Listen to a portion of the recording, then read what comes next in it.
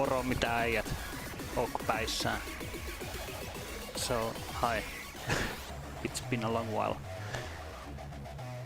Let me try to see if I can still figure shit out.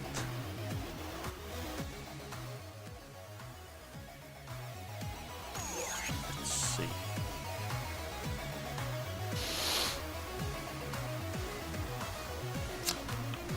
There we go.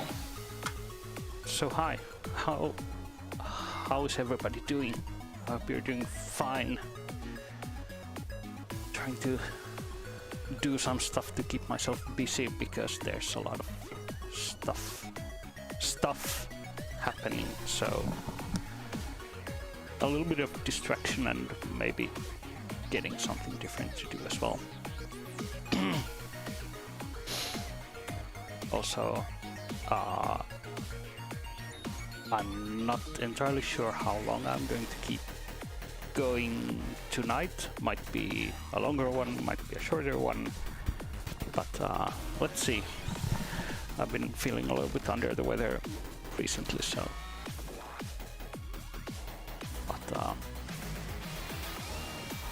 the plan tonight is just doing some posing related stuff, and I don't know, let's see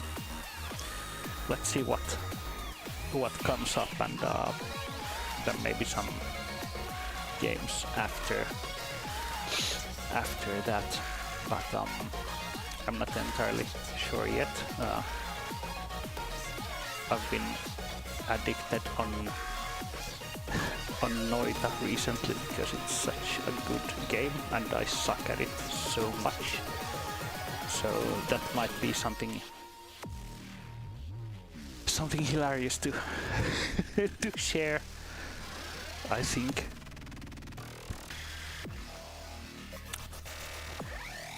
But yeah, hello to everybody.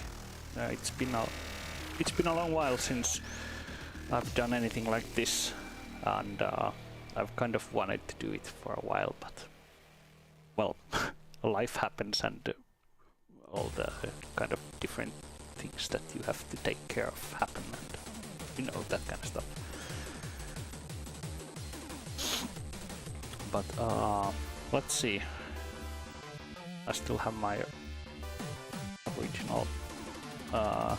Where is my blender? There. I'm just gonna go into this, and I think we need to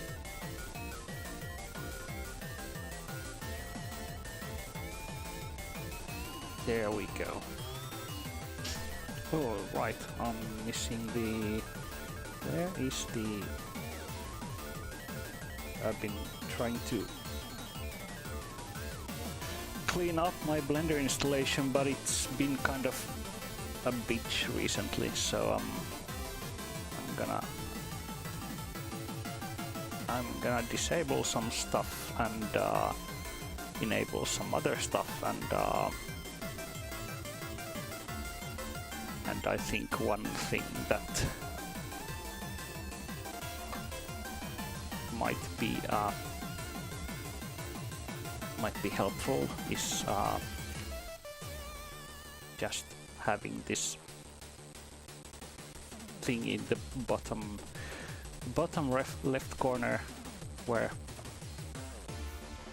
you can see what the hell I'm doing sometimes. Let's see, I'm gonna try to adjust it.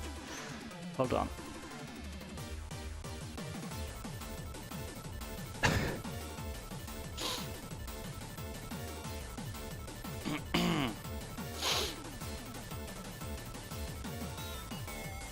Think, yeah, there we go. Then, no, not like that. There.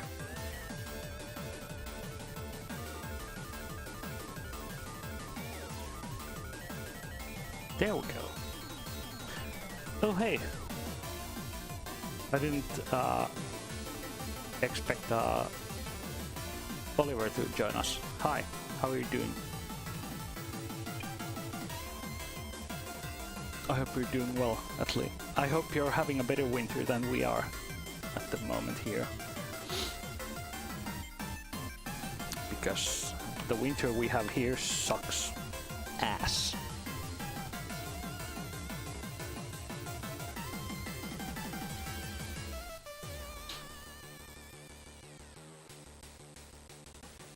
Just gonna start off with some posing practice here to get myself warmed up. I haven't done much today, so let's see where we go with this.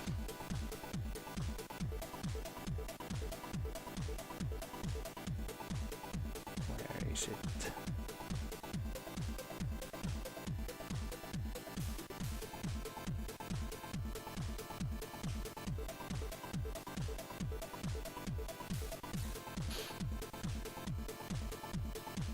Oh damn, you have snow?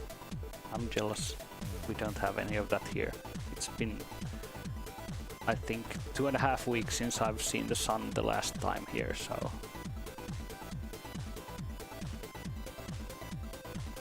Oh! Nothing much has happened yet. I'm just getting started, so... I'm just gonna start up with some little bit of warm up here, so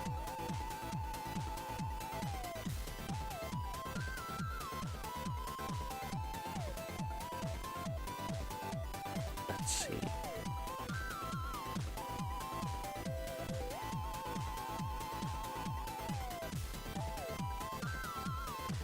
You know, like the winter here, like it's been exceptionally bad this year because I mean, it's already this far in December and like it's raining outside. We've had like snow for a little bit and that was like a day.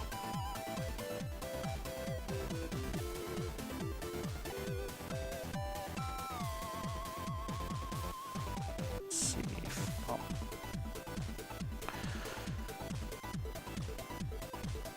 but yeah, there's been a lot of stuff happening here, and some of it I'm excited to be able to show off at some point. Hopefully before I leave on my little Christmas trip next. Wait, it's Tuesday now. Yeah, next week's weekend. So we'll see. I've been practicing some sculpting and some of the stuff that I haven't really done much before, but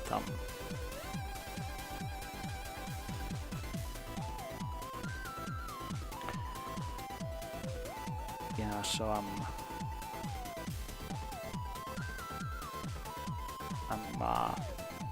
I'm planning on spending the Christmas at my sister's place, who lives in Norway, so that same as last year, and it's kind of become a little bit of a tradition at this point, and it's been fun. It's a little bit farther away from the city, so it's kind of peaceful. I hope you get some snow where you're living, Kiber. If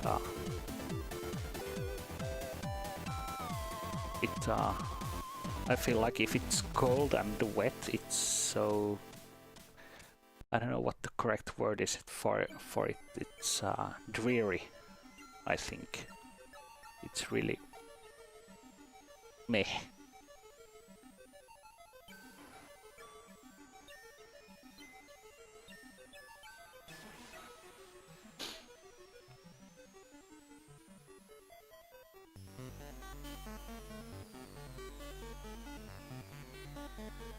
Also, if you have any kind of, if you're wondering about something, then do let me know, because maybe I might be able explain it, or maybe not, but you never know.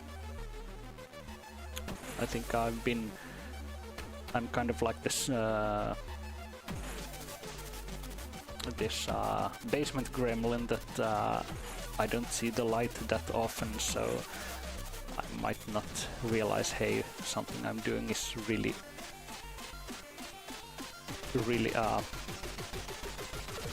not that easy to understand, but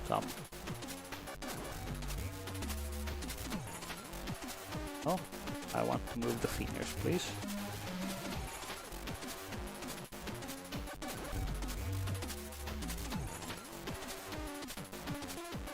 Oh, yeah.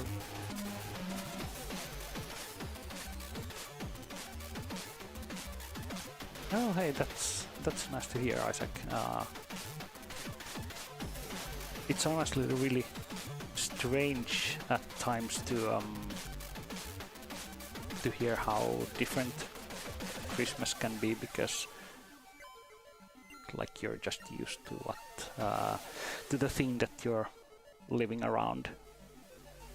And I have a friend in Argentina who when I told it's starting to get cold, he was like, "Oh yeah, really? It's starting to get summery over here." And then it's like, "Oh yeah, it's like on the southern side of the globe, so they have summer there now."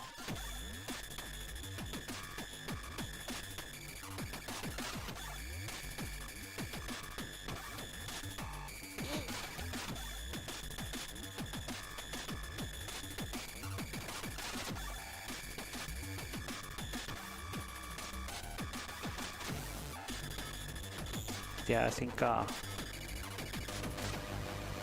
one of the things that helped me out with Blender and learning how to do things is kind of, I don't know how I would explain it other than breaking up like irregular stuff, or like break up things being too perfect. Oh right, Bossman, you're from Australia.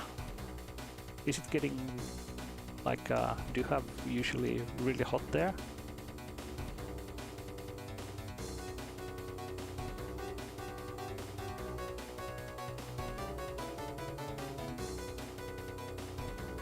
I think I need to adjust some weights on this, because there's this nasty thing here going on with the hand. I think I have to deal with this really quick. Let's see, I need to enable here some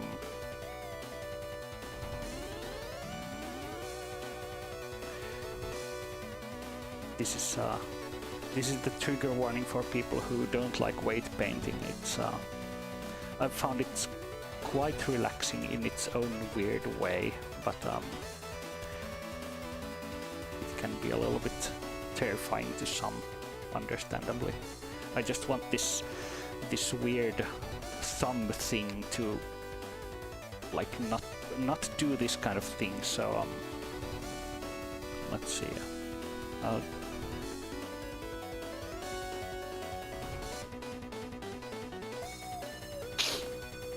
It's good if it's still warm, because like currently the weather we have here is like around 0 degrees, and it's kind of annoying because it's wet, but it's really cold, and it's just kind of, you're just sleepy all the time, and then you kind of you don't want to go outside, even though you kind of maybe have to or should. Let's see if this I'm using an add-on for weight painting that's like it's like it doesn't it's not a silver bullet, but it's from Blender Studio called Easy Weight. It's really good, but I think Blender Studio stuff is really cool for what they're doing. Yeah, I think like weight painting is, for me, I think it's oddly therapeutic in a way, because once you get into the workflow and how it works, it's kind of, don't crucify me for saying this, it's kind of fun at times, but it can be really frustrating when you're faced with something like this and you don't really know how do you fix this kind of weird thumb fold. So I just kind of do the YOLO thing and just paint over it and then start to work from there. And let's see if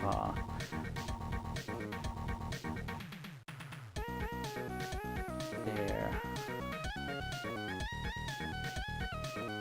Also, like there's the modifier called corrective smooth, which is, it's a godsend. Like if you just have to get something done really quickly and you want something to like carry you over to the finish line, then like corrective smooth is really good, because it kind of ends up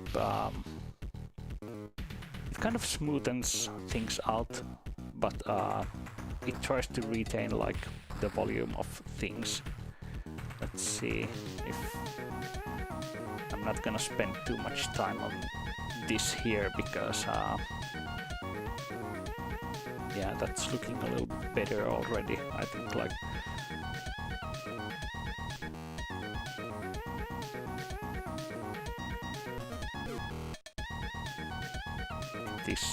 this is just fine. Maybe I'll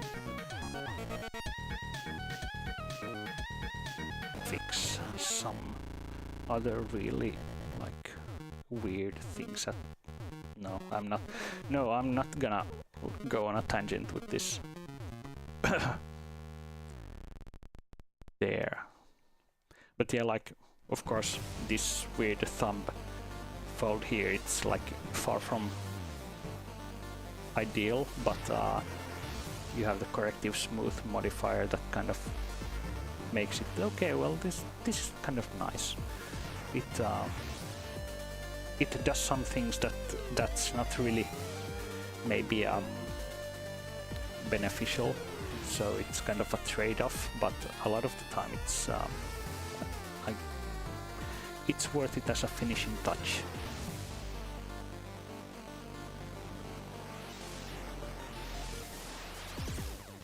But yeah, since this is kind of like a warm-up posing, I'm not ending up keeping this.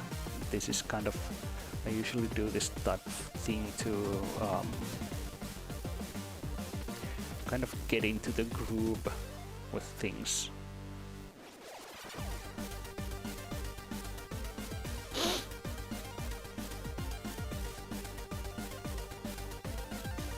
Oh yeah, there's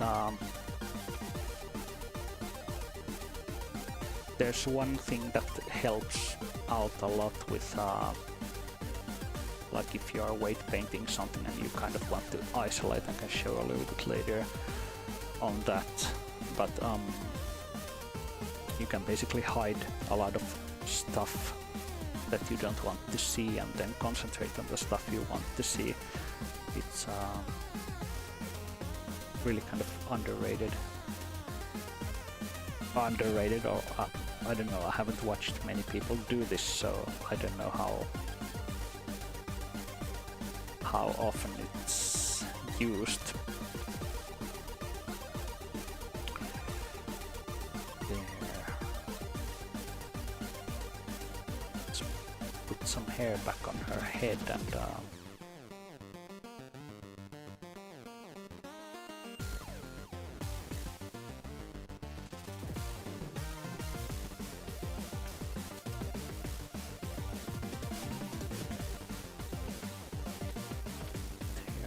go.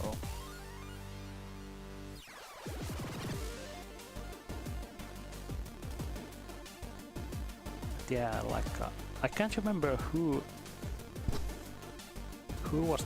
I heard it from the first time from, but something that helped me with posing a lot was never to keep what was it called, never to keep the waist or hips straight, because like for instance in this, if we reset it, it's, well, like, I mean, okay, it's fine, but if you consider some pose that you're doing, then you kind of want to like rotate it to the side a little bit and maybe like make it fit into what you're trying to do. What I'm trying to do here, I don't know. I'm just getting warmed up with the with how things work again, but like well, I guess in general, like with posing, there's my pen. Let me actually draw how I kind of see it. It's if we're considering like let's see, I'm gonna see if I have something that I can use here. I'm just gonna reset this, like this pose right here. So like how I look at something like this, it's let's see, there, and then 3D cursor. All right. So so basically, if you're imagining like you have the hands here and you have the feet here, but you kind of have the spine doing this this kind of weird S shape here. This is, let's see if well, it works from this perspective. Let's not change the perspective at all in that case. So like in general, like if you have your spine here, you have your waist, you don't want it to be level, and especially this goes to like any body part you're essentially posing, is to do something with it, like don't have fingers spaced evenly apart, and like do some sort of imperfections.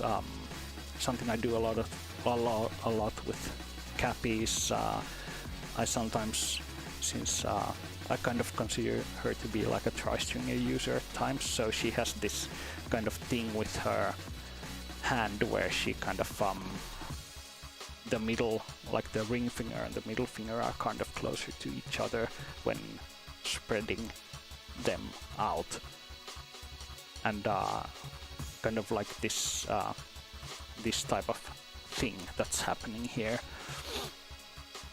And same with like if we're considering the hip posing, it's kind of tilted, and the chest is also tilted to the side, and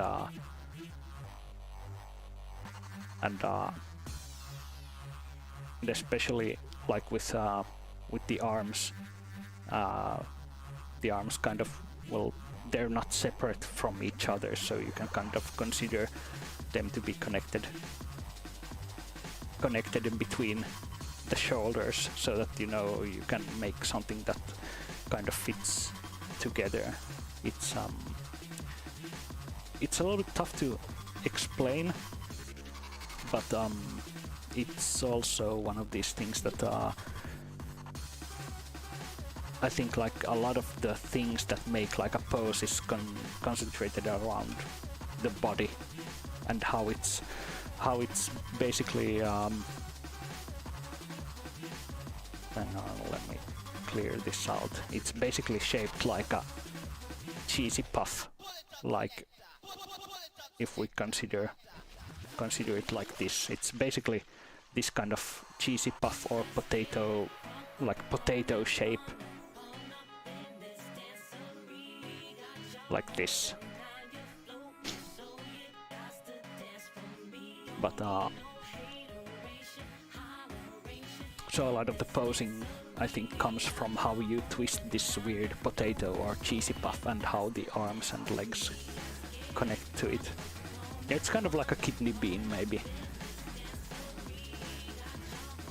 Oh man, the annotation tool coming in clutch with this. But let's see. Where did I put it? There. And also like I think like a large part of the posing that I do, I usually do like either without hair or clothing or both, because those are kind of in the way usually if you're just trying to make like a pose. Let me see, I'm gonna look up some reference from this one posing book that I have.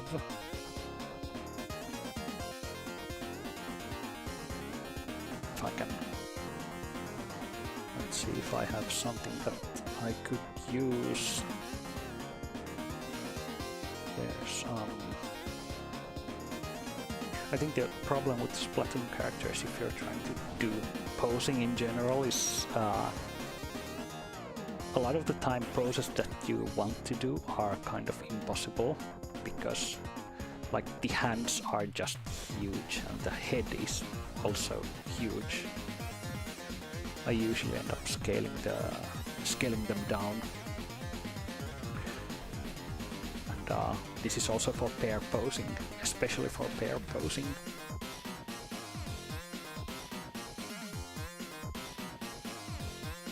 Let's see if I can. I'm just trying to find something that would work.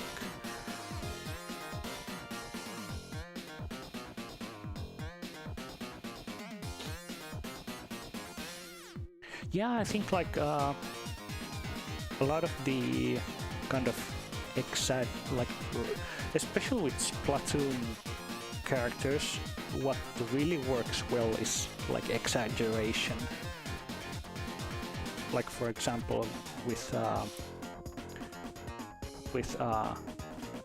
hand posing, like you could kind of, you would maybe pose the hands a little bit so that you know they're kind of, if they're grabbing something, but because they're like the proportions are so wonky, like if you consider how big their head is compared to like their body, and like if you move their hand up, like they can barely touch the top of their head. So like usually for the cases where like it's one thing that I really love about like Splatoon characters in general is just how with finger posing you can basically, I rarely use this curling feature much, but instead I kind of end up rotating the knuckles a lot so that you know you have this kind of exaggerated shape instead, and that kind of ends up, it works really well for these kind of wonky proportions.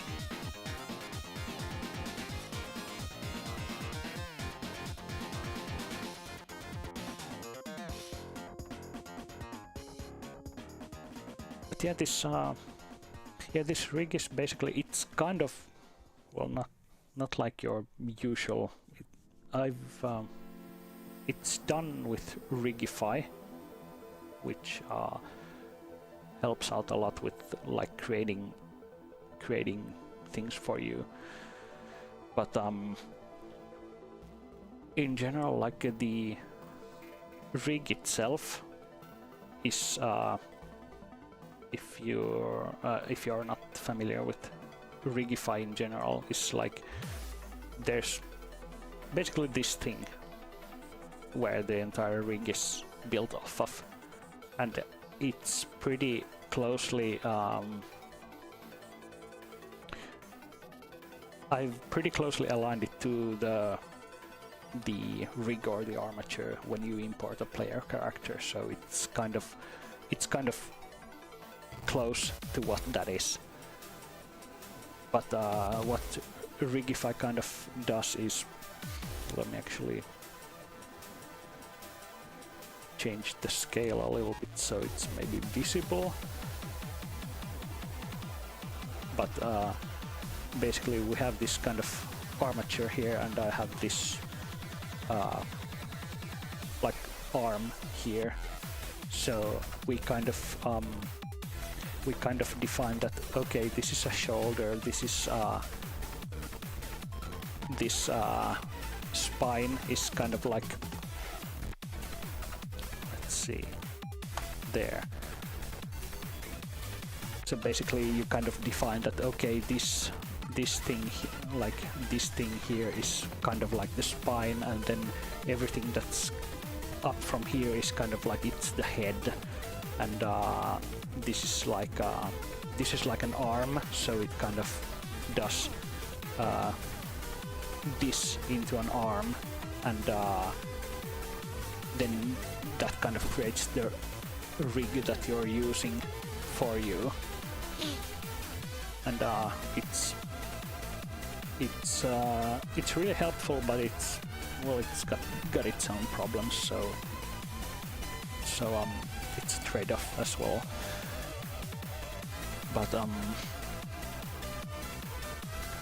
let's see. I was doing some posing, I think. I would never get distracted. Get that out of my face.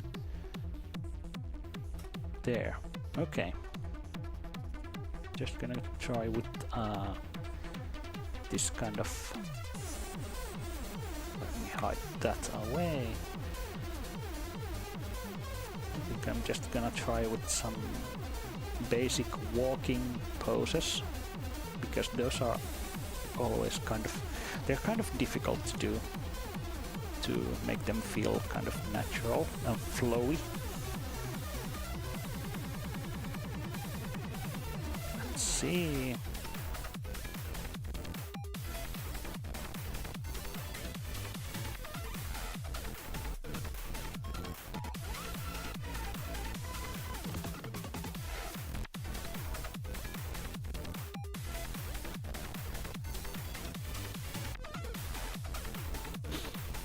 Yeah, there's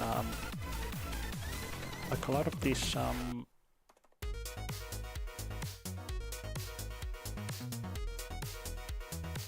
usually try to do like a basic pose really quickly, but not like, oh, I have like stuff to do, I gotta get it done quickly, but more like it's more like if you're doing a sketch, you kind of just want the details really quickly down to see like if it works, and like shapes and oh, hi, even.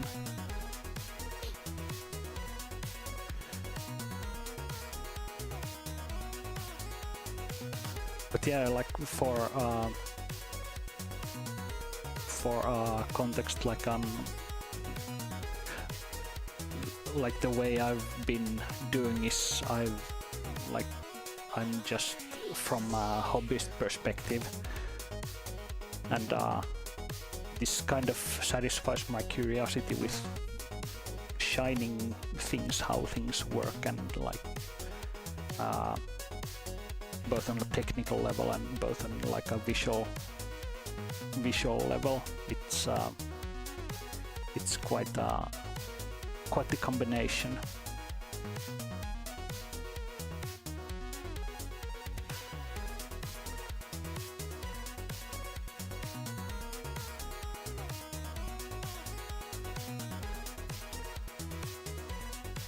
Let's see if I'm just trying to get like some basic form of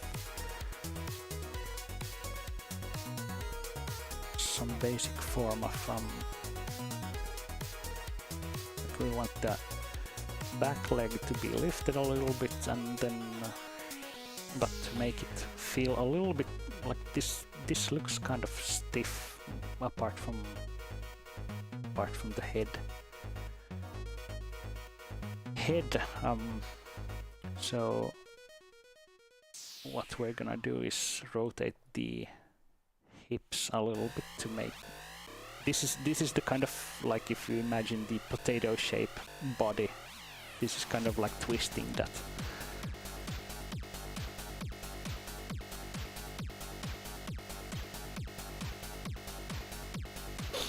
Oh yeah, this I need to share the playlist that I made. This is a lot of like, I grew up with a lot of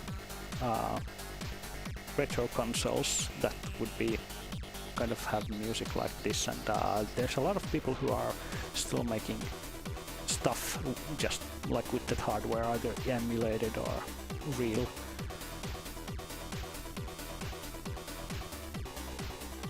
And I'm gonna do the little cheat code here that I've been doing for the head and hands and feet, which is basically to make them a little bit smaller like that, just 10%.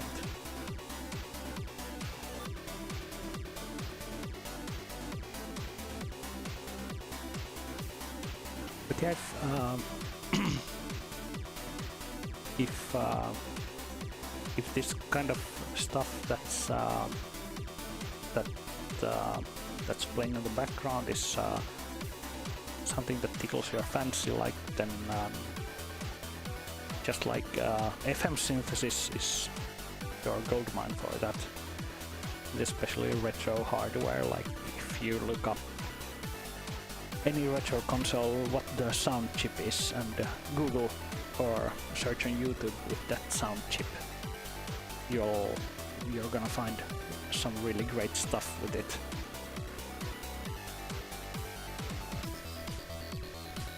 Let me actually rewind a little bit, because there was this one there. This is actually an Sega Genesis audio hardware, which is kind of nuts in on itself.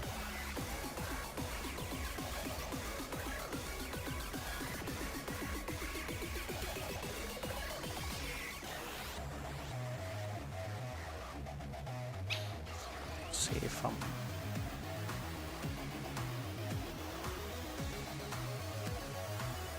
gonna try to do some kind of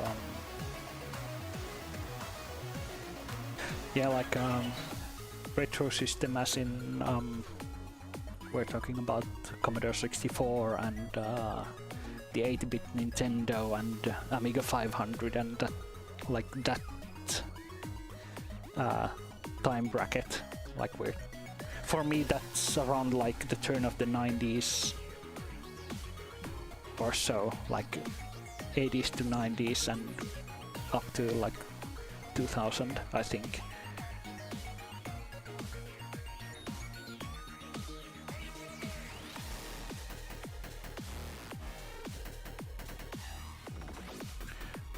Like, especially if you like a really crunchy sound but a really good one, then like Amiga 500 it's really good. It's for a good reason, really like well thought out.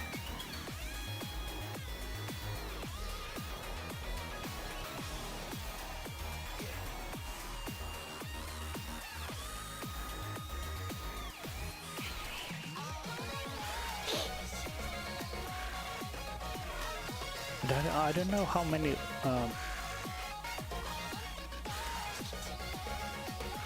yeah, it's making me feel old at times, but not in a bad way. Like considering like GameCube being considered retro is it's I mean times change. It's I think it's easy to get bogged down into, oh, I'm old now, but it's kind of, well, I don't know. It doesn't really bother me that much, but it's really cool. Like, not sure how many people are familiar with the demo scene related stuff. It's like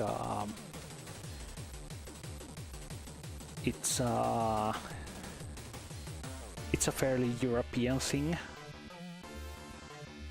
and I think like a lot of Scandinavian people especially, like it's been a bigger thing maybe here, but mostly a European thing. But there's a lot of cool stuff being done with retro hardware there as well.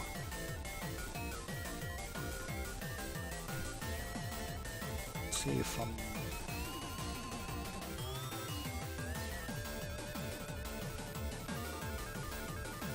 no.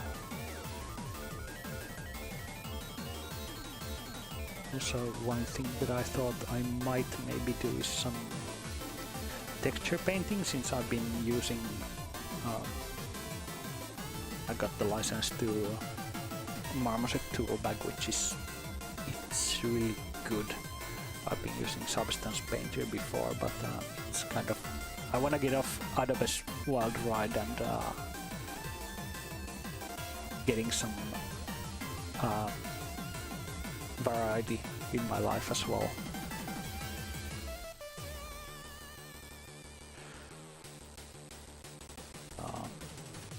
There's still some things I want to do with this face rig, but it's kind of, well, it's not the problem right now.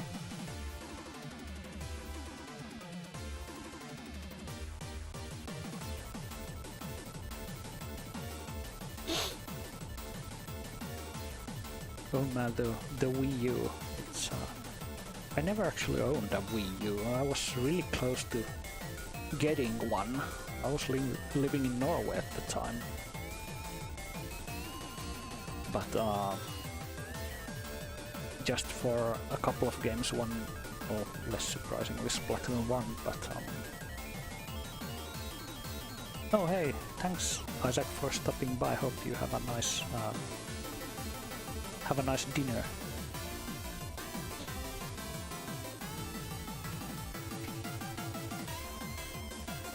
There. There's still a bunch of... I guess this is usually the problem of eating your own dog food. Dog food where I've been staring at this creature for long enough where I kind of start to notice all the things that aren't maybe how I'd want it to be, but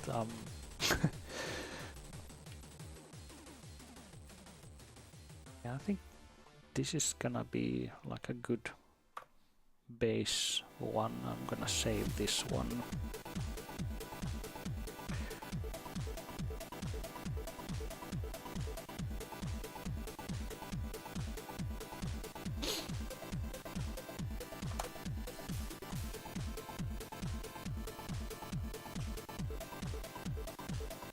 There.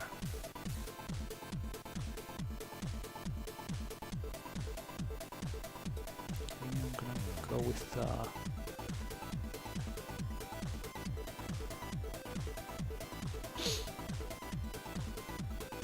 I think the Wii U was kind of interesting, even if it kind of maybe fell short for some people. It's I think it'll be really probably interesting in the coming years, because people are always, I think a lot of people are excited about the kind of hardware that doesn't really fit into the mold. so to speak. And it's cool to see like what people might come up with it. But this is I think in context I saw some guys made a demo, like did some real like nice graphics and sound and that kind of stuff that played on one of those plus shaped pharmacy signs, which is it's kind of that's the kind of stuff that I really like unconventional hardware that just trying to do something with it. Oh hi, how are you doing? Hope you're I don't know if it's evening or morning for you over there, but I hope the day of time is good for you.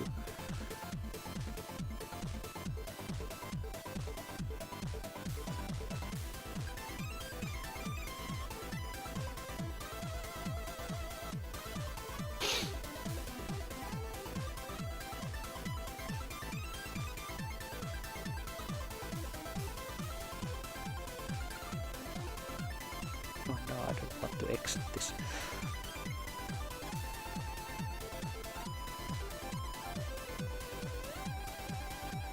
Oh, good luck, Kibra, on the test in the morning. Hope it doesn't show up anything bad for you. I have to do that as well in the coming days at some point. So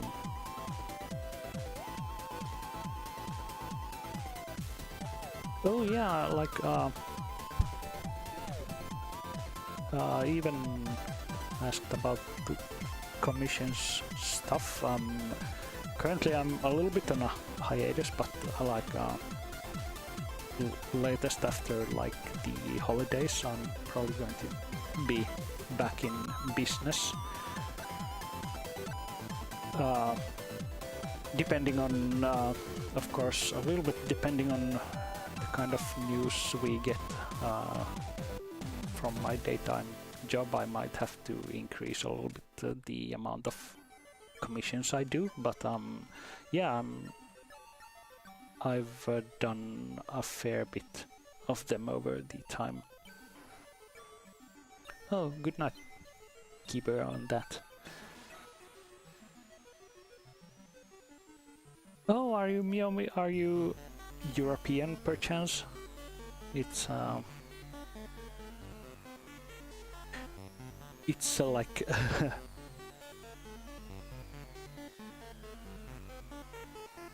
well, are you European? There aren't many time zones that outside of Europe that coincide with being close to midnight at the moment, so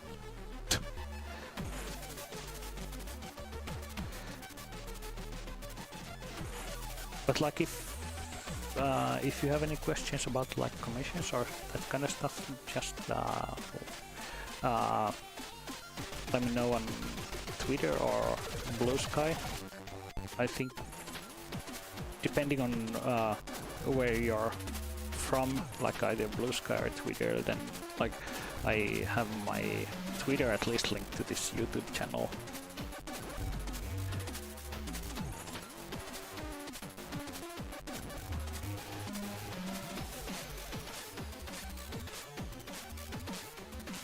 Oh, I'm not from the UK. It's I'm actually from Finland. I've just been maybe talking English quite a lot through my life, so I don't have like the usual Finnish perkele accent.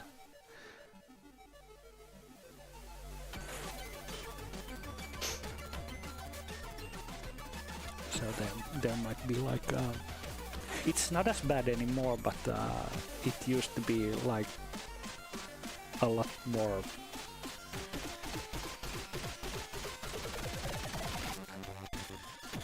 Well, I have hang on, wait. Like most of the commissions I do, I post on socials. Except like there's some ones that I either like by request don't post or for some other reason, but it's a little bit I'm ashamed to admit it's a little bit disorganized at the moment.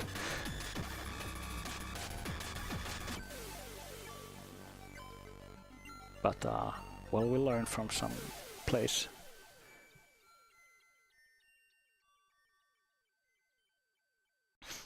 It's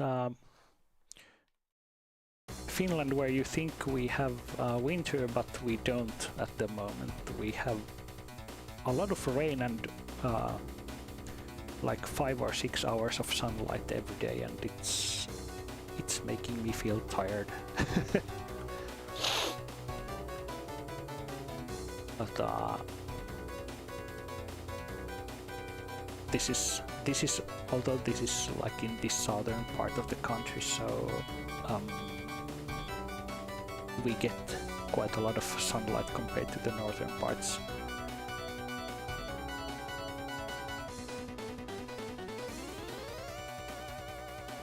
Let's see, I'm not gonna do much with the hair at the moment. I need to rework this at some point anyway.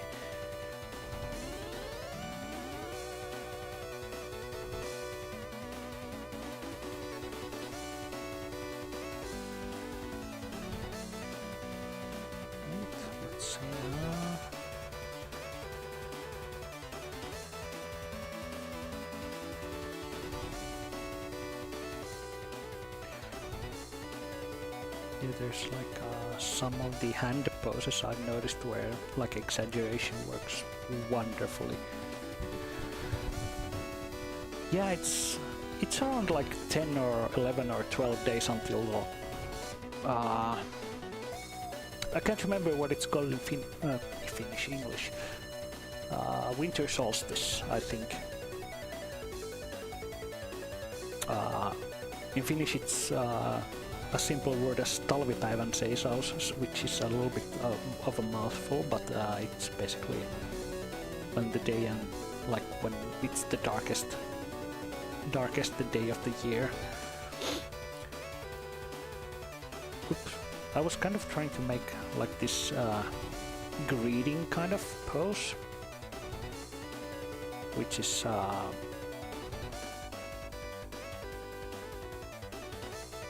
not like this overly excited one, but just something to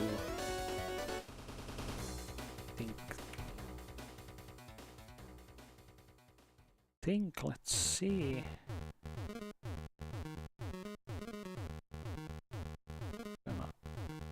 No, not the hand.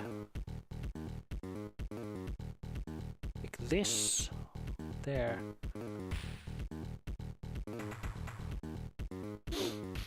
Yeah, she's waving hi to everybody.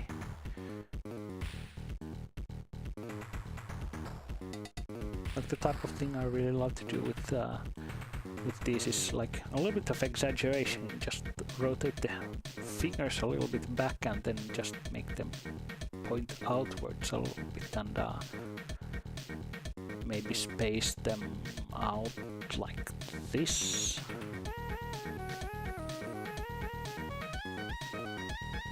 Usually it looks kind of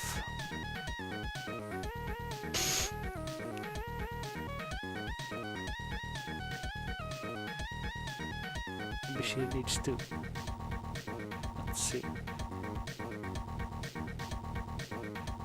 No? Misclick. Needs to.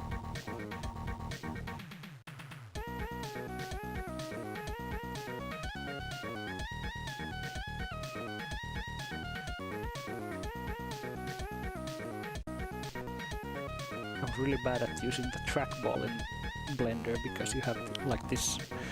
Apparently it's really good. I've never gotten used to it. Oh yeah, this is like there's a bunch of really cool artists with that have made these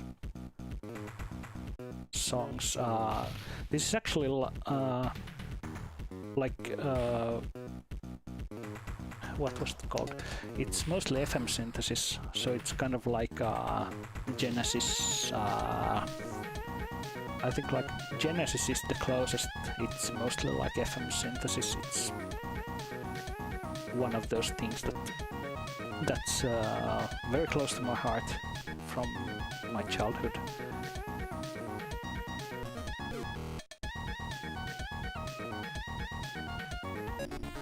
Wait, I need to scale back her things a little bit. Like there.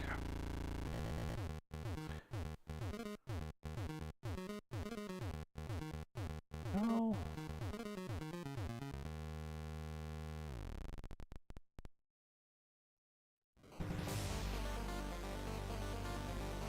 Let's not think about the other hand at now. Let's just think about her being a little bit excited. Let's see if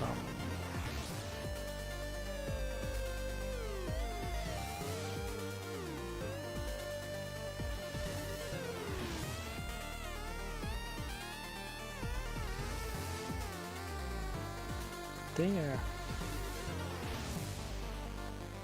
Oh hey Mayumi, hope you have a good night.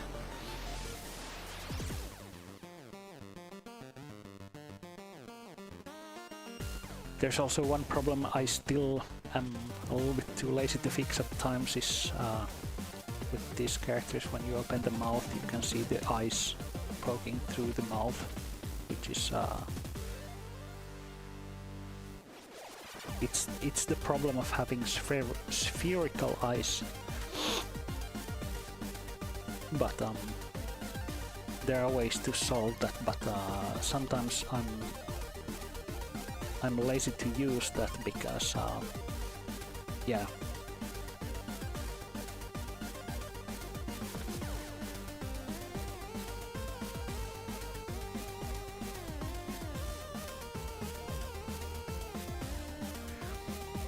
But there's a number of things I want to do with the face rig to make it a little bit more expressive, because currently it uses like these bendy bones that kind of these green lines are kind of what's doing the deformation of the face, but they have a little bit of issues when in certain poses, so you end up having kind of like this duck face at some time, and it's really like it's kind of annoying at times. But this rig is actually quite old that I'm working with. It's like one of the first ones that I made, and it hasn't seen a lot of improvement since, so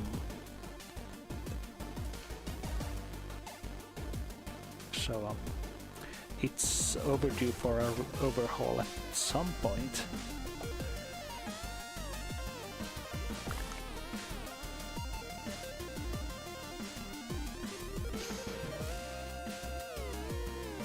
And this is a little bit of a weird and nondescript pose, but I think it's just great to try to do some stuff. I mean, like you can... No, not that. Wait, let's see if I can make it... Like there's this kind of weird arcing that happens with like some features, and it's really like, it's really annoying. So I think I still have the caveman accidental control that I had made. Like usually there's the bone for the face, and I had made it into like something you can stretch, and it's not supposed to be like making this really like goblin like. This is not supposed to happen because you shouldn't be able to do this, but it's kind of hilarious anyway. It's like real Yoda hours.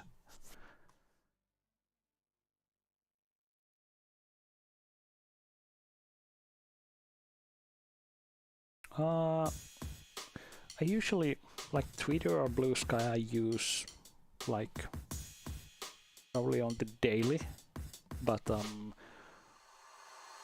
like I think, like I have a Mastodon, I haven't used it for a while, but I've been thinking about using it after a long while.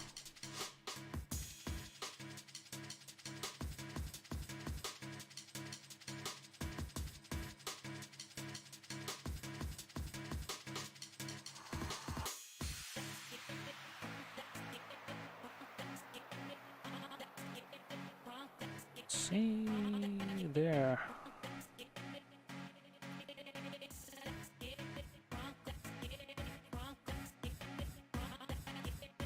Probably gonna try to do something concrete by the end of this.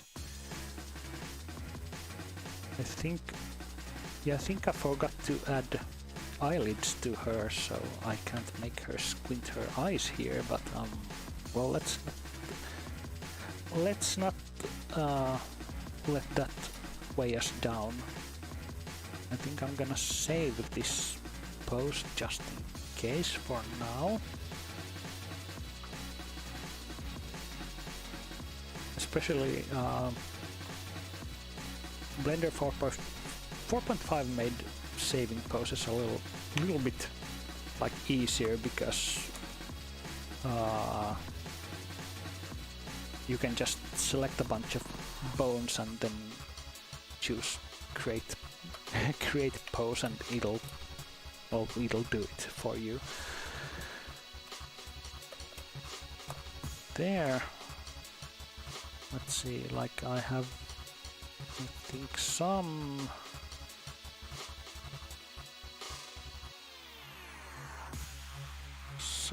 poses here. I can't remember where they were, but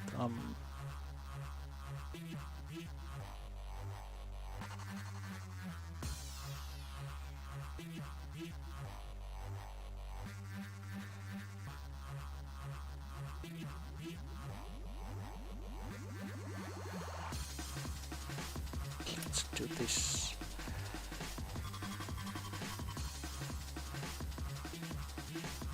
Yeah, like honestly, I'd like a good Blender build that would run on a tablet, just for sculpting. But there's what was it called? Nomad Sculpt, which is really good. Apparently, I haven't used it myself, but I'd like to try it out because I've heard it's really, like really good. Let's see if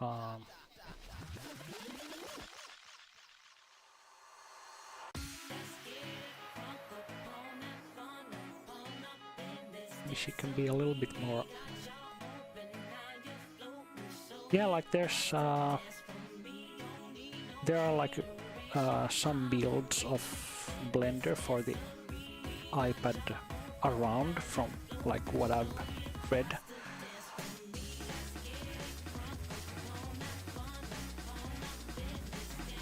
But I haven't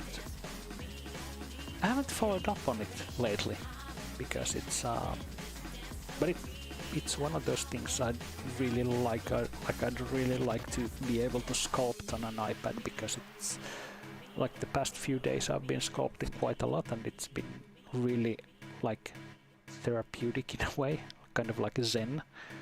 So I kind of wish I could do that a little bit less at the computer.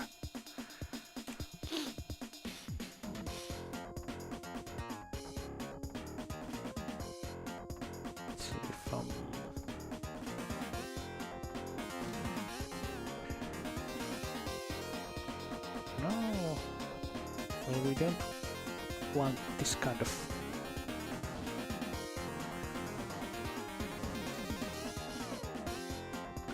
this wait there.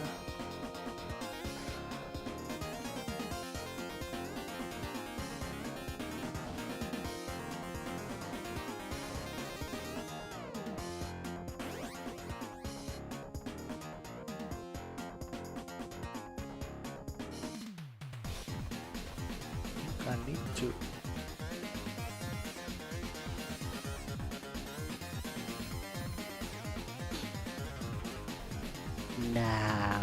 maybe like of course there's some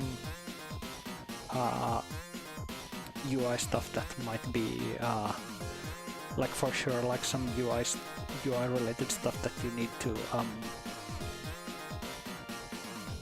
to do. I think like there are some really weird things that Blender does with its UI, but I think like in general the overall UI is really nice. It's like one of the more consistent ones that I've used. Like I've used 3ds Max mostly, that's a long time ago, but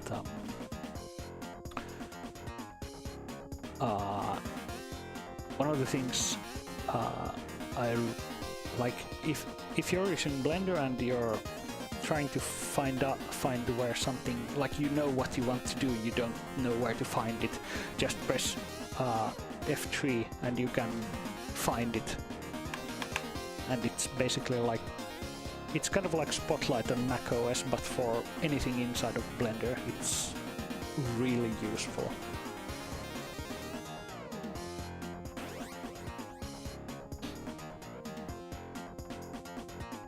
And also, like, it's worth considering that like a lot of Blender's commands are context sensitive, in the sense that if you're posing some of the commands that you're trying to, oh yeah, for a tablet for sure, like this is kind of like trying to use a terminal on a tablet without an external keyboard, I think.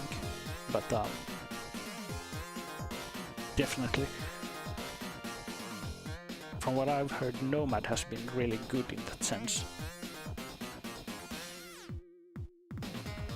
But I think like Blender on iPads have been more like a kind of tech demo at the moment. Like, oh yeah, this is possible, but it's probably not like their focus at the moment.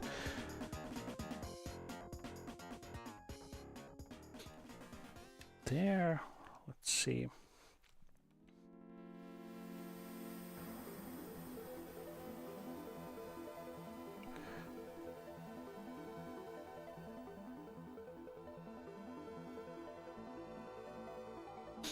I mean, at least like some of the demos I've seen of Blender on iPad, it's basically like it's the desktop version, but it's running on a tablet. But so the experience is not really as good as it could. But especially considering like the amount of gestures you can do, I think that's one of the cooler things, like not going over with the gestures, but like using them where they make sense, especially because Blender has these pie menus everywhere that are really good. Like they feel confusing at first, like this one where you can choose like the rendering mode if you want it to be rendered, or like material preview or wireframe or that kind of stuff, and it has the same for the editing modes and all that kind of stuff.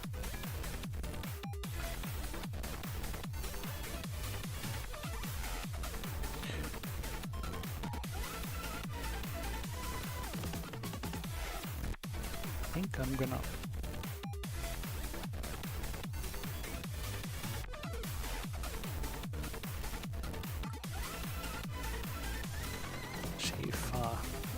Can I get something to break? No? Maybe? Yeah, I think one of the things I really like about the posing in Splatoon is how absolutely bonkers you can go. You can exaggerate the poses. Like usually, if you're trying to do something, then do that thing a little bit like exaggerated, like more than you usually think about it. Like if you're waving high, then like don't be afraid to just like bend the fingers backwards. Like it doesn't make sense if you think about how would you do that, but it looks good.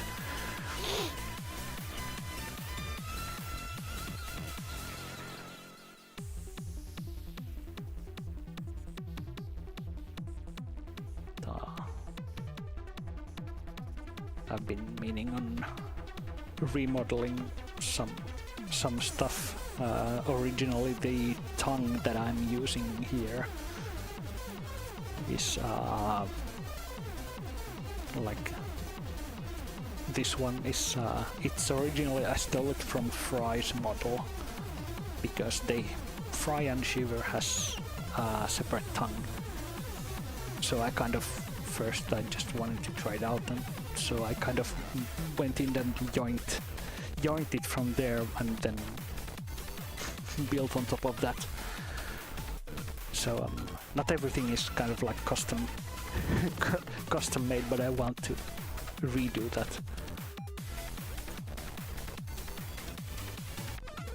Look at the happy gremlin. Let's see there.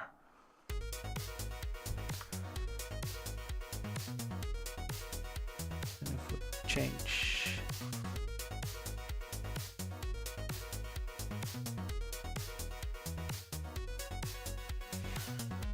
the lighting a little bit.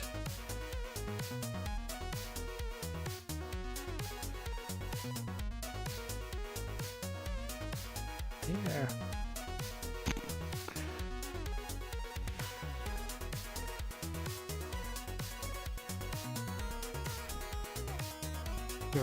You're gonna get gremlin by Cappy.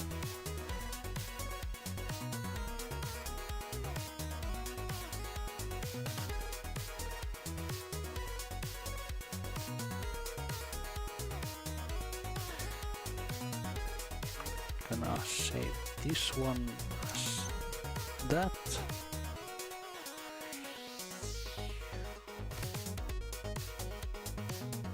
There.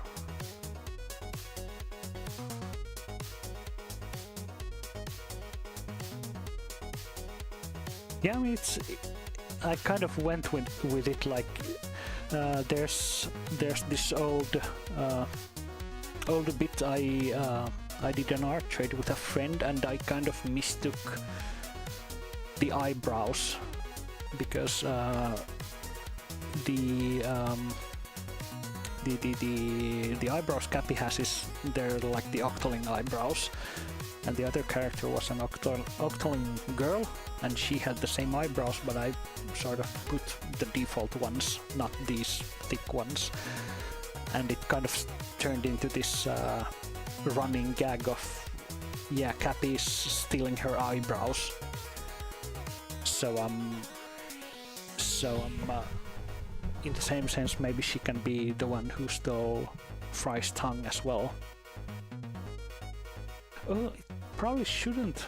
Let me see if I had some dropped frames or something, because that might very well be. I just want to make sure.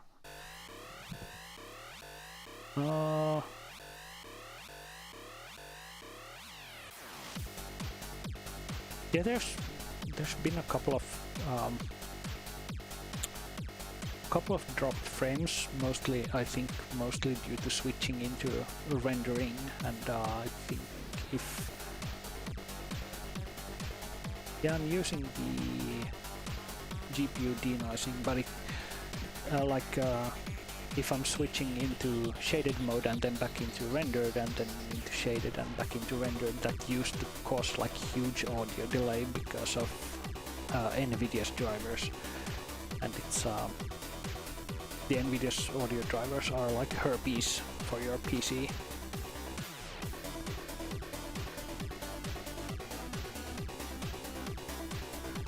There, I think that's yeah. I'm gonna take a little break to get myself something to drink and stuff, like for a couple of minutes, but I think I'm gonna continue a little bit with posing, and then I've been very addicted to Noita because it's both such a Finnish game, but it's also really good and hilarious in its own ways, but it's also really hard, and I suck at it, and that's why I love it. But yeah, let's see.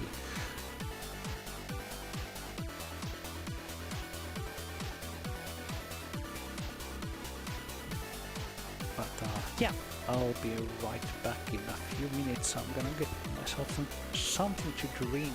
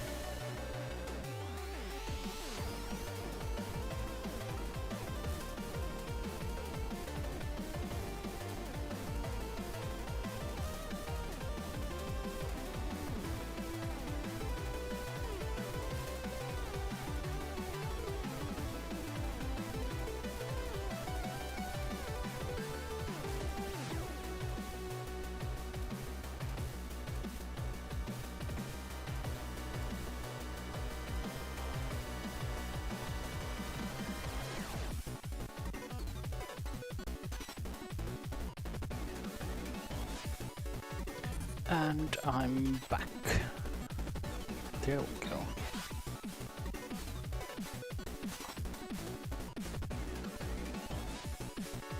Let's see where I were.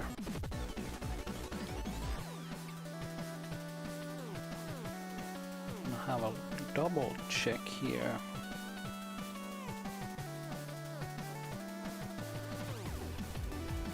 Where did I put my posing ref?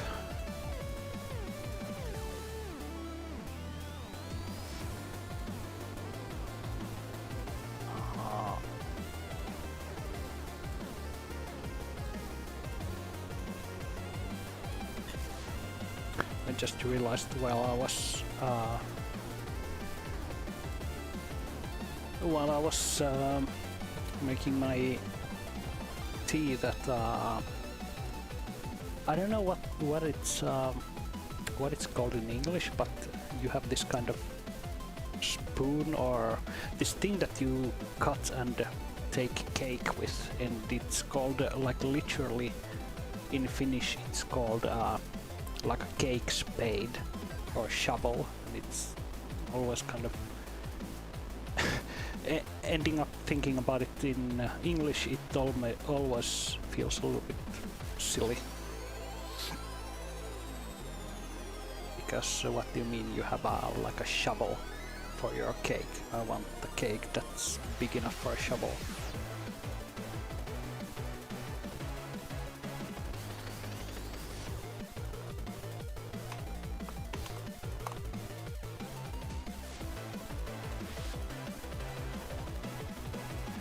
It's like not a teaspoon. It's kind of like this. Yeah, it's kind of like a big, like a wide palette knife kind of thing, kind of like a spatula in a way, but it's meant like for for cake.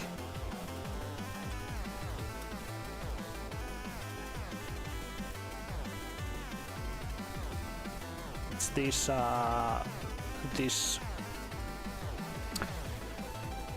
silly words that sometimes, like not this in particular, but there are like some words that are like in our language that's yeah, cake, shovel, my beloved, that are kind of hard to translate,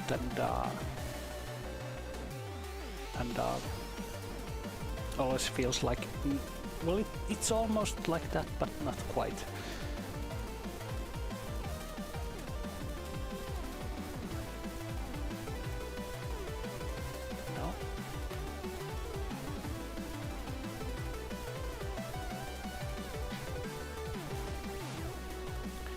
Where's my simplify there?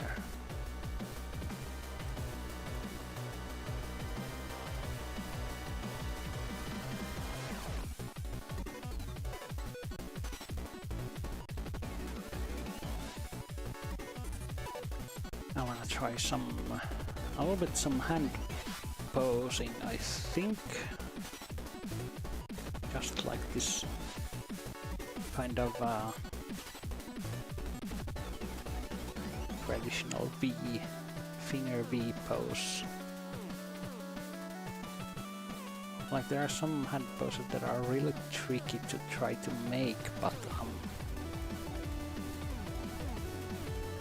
like they end up feeling we are not the same. What if we did? What if they are both the same, or what if we have a cake palette spade? Maybe.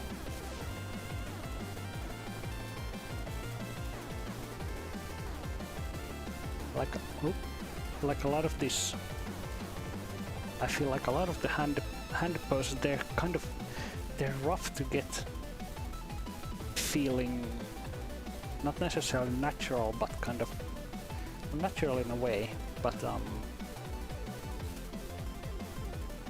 especially something like this, where you kind of have to exaggerate some features quite a bit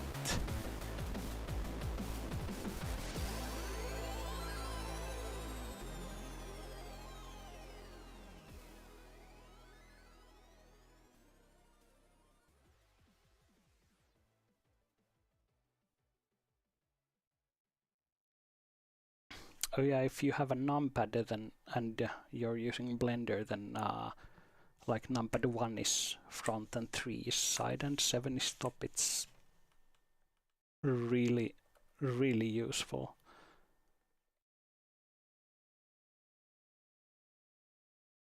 I don't want to twist her arm though. It looks kind of painful.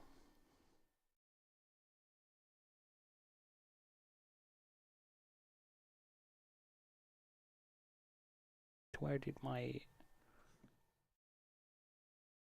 music go?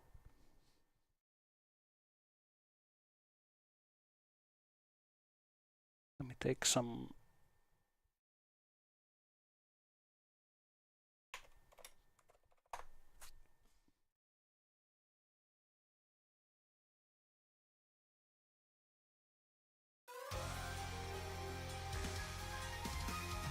There we go. Let's see.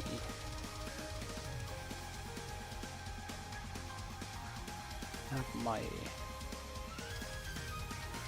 reference here. I'm gonna try to see if I can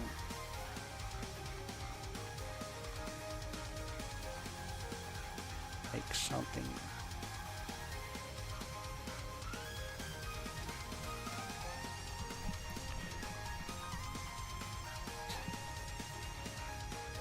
Oh, hi there, Bella. How are you doing?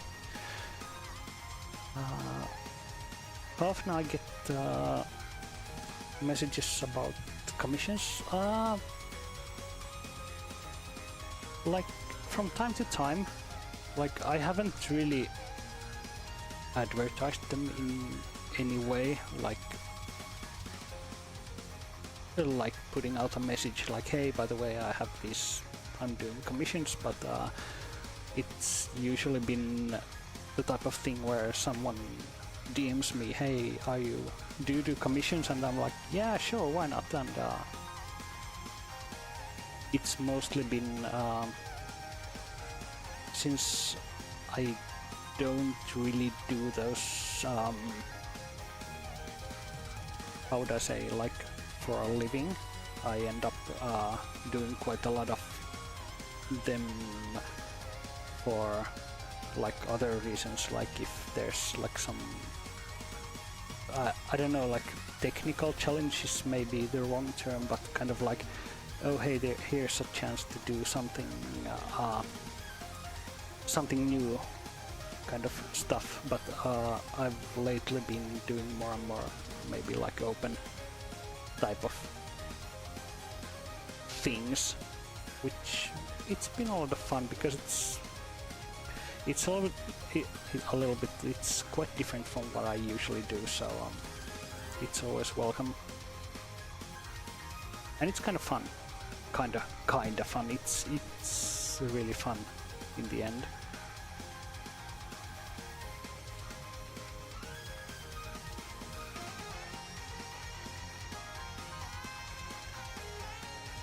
And usually like it's quite from, how would I say, like the range is pretty broad. Like I've been doing a lot of commissions for casting studio who makes these resin cast figures, and I've been doing what's the word? Let me actually check it up, because sometimes I forget about the English words, and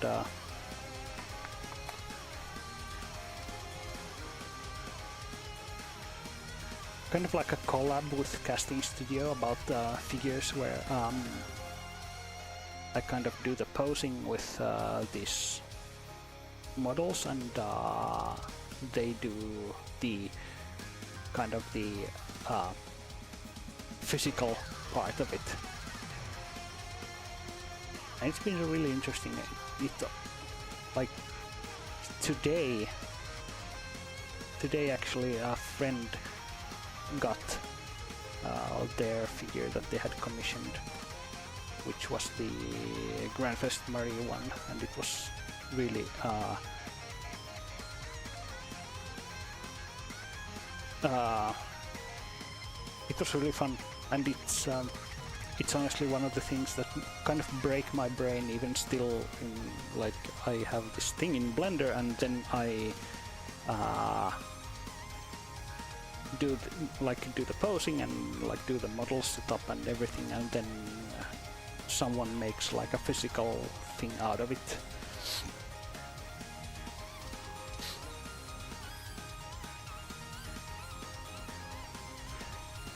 Yeah, like currently I'm going to be around for, let's see, like the weekend of next week, and then I'm going to go on a little trip for the holidays, and I'm returning on New Year's, like the 1st of January.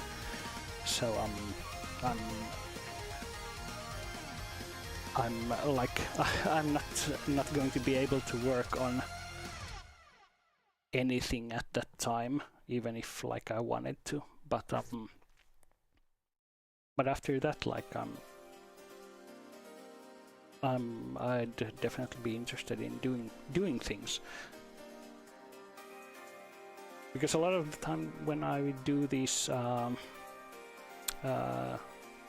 do anything, it's kind of like, oh, this is kind of like just a random idea or something that I've come across, and I kind of wanted to try it out, and I feel like commissions is a nice change of pace to that, I think, in a way that the requirements are quite different from what they usually are. So I'm really looking forward to heading out this Christmas. It's kind of been a tradition the past years where I go and spend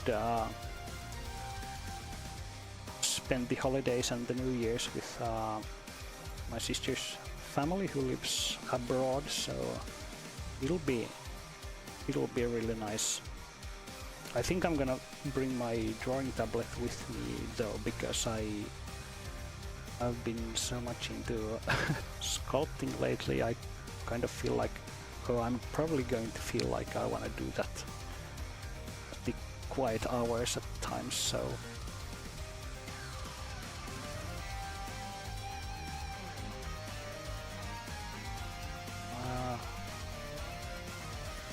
wait, no, where's my keyboard layout? Well, the problem of having two different languages.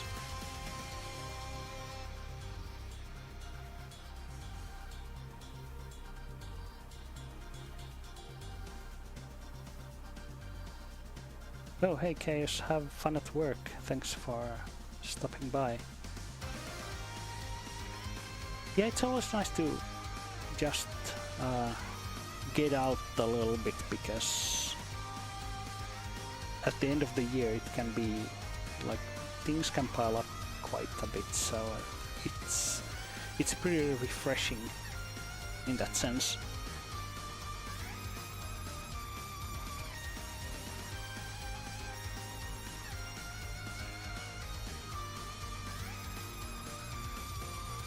Let's see if I can make this a little bit.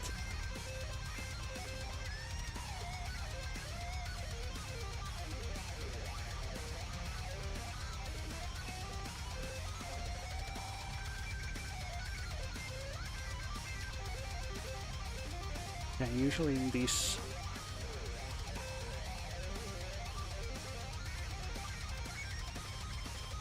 sculpting is really fun in the end. Like, I've been avoiding it quite a lot, but recently I've started doing that quite a lot more, and it's like, as long as I'm the way I'm trying to think about it when I'm learning something like that is that I'm not really trying to be productive in that sense, and more like I'm just going to do something, and like if it turns out good, then that's great. But like not really having any expectations of yeah, this is going to be something usable type of thing.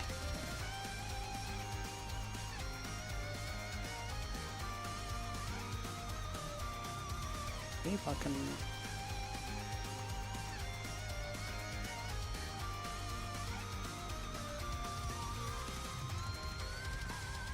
No, not that.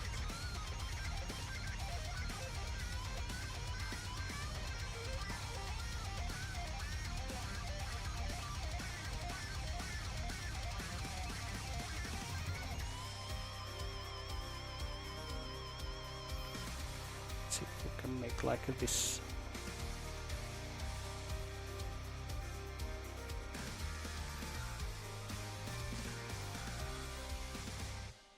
DreamWorks face.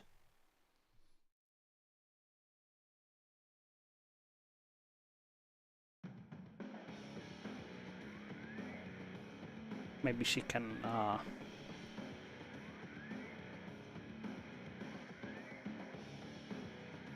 show her tongue like bleh.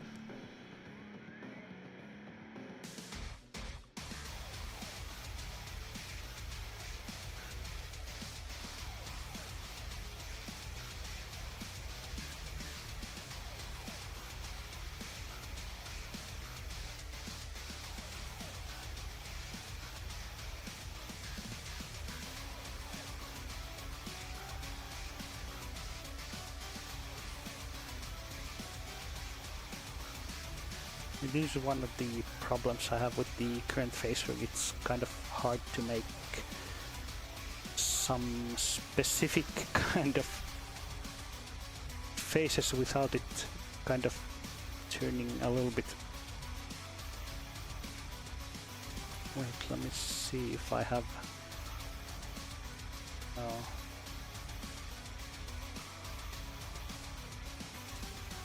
There we go.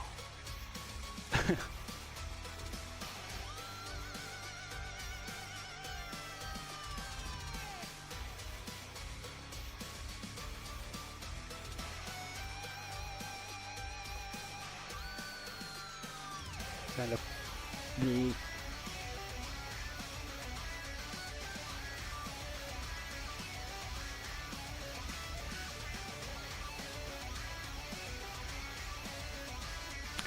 Yeah, it's kind of hard at the moment to pose the tongue. That's something I wanna fix in the future.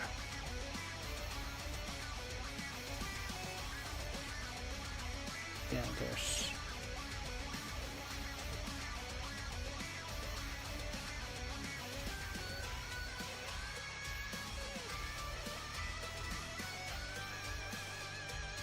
I have some really duct tapey clutches that I do to make the model behave. Like there, much nicer mouth corners now.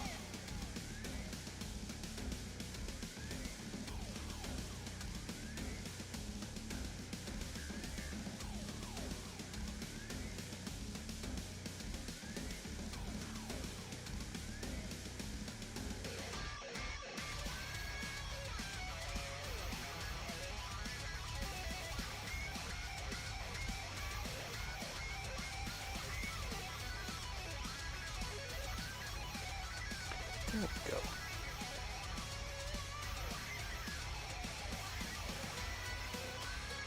See if it looks nice in some, like a bunch of these that I try out with.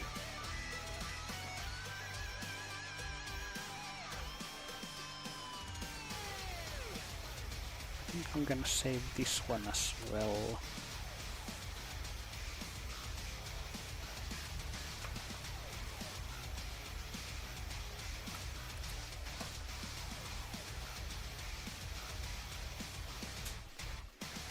See.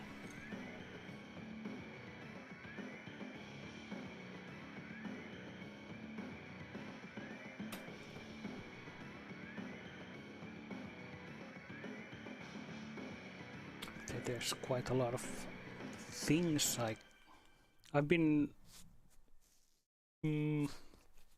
remodeling the base character mesh recently, but there's not much to show yet about that because this character that I have underneath is like it's kind of like the first version I did almost a year ago, and I've ended up learning quite a lot since.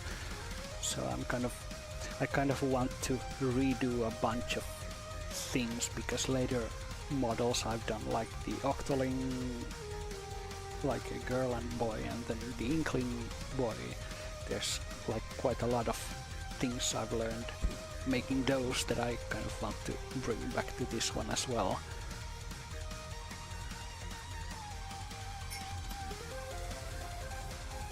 And also like redo the hair at some point, but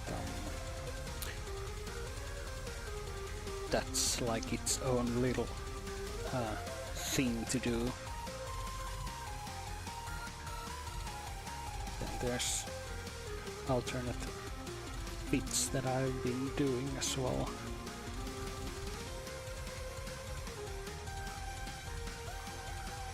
The nerdy eyewear.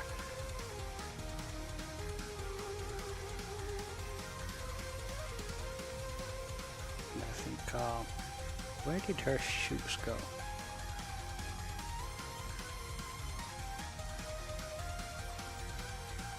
There, and then there's the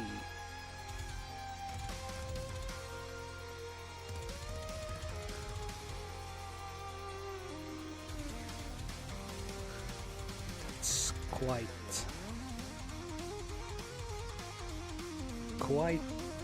good for now at least.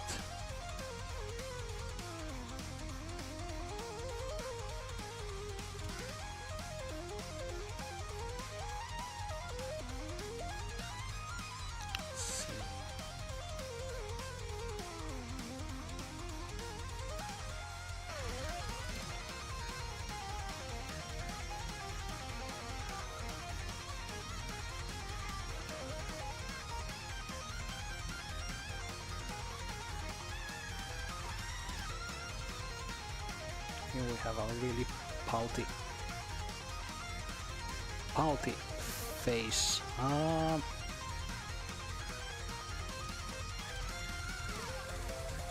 Where did the camera go? There.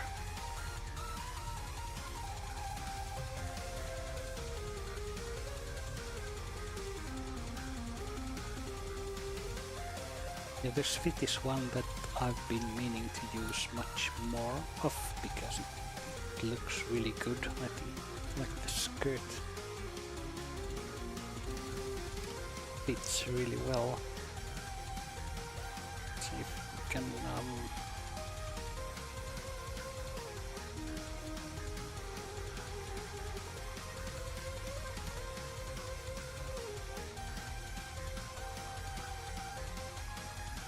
there.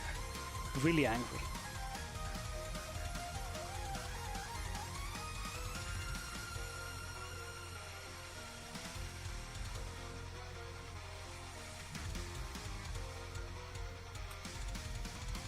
If I had this. No, I did not.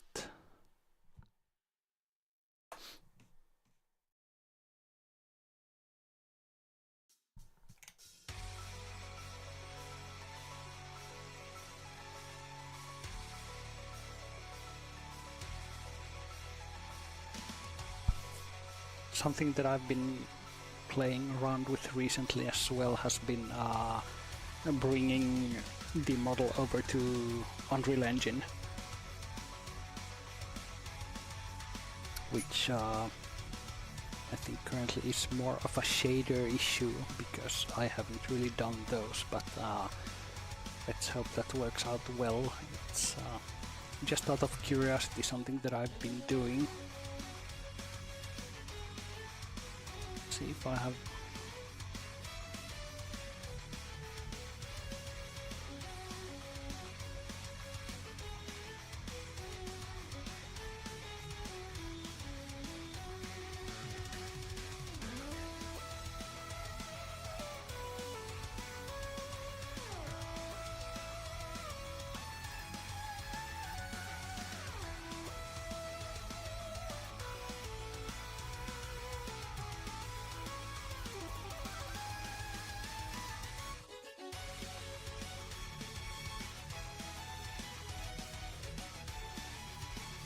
How did this...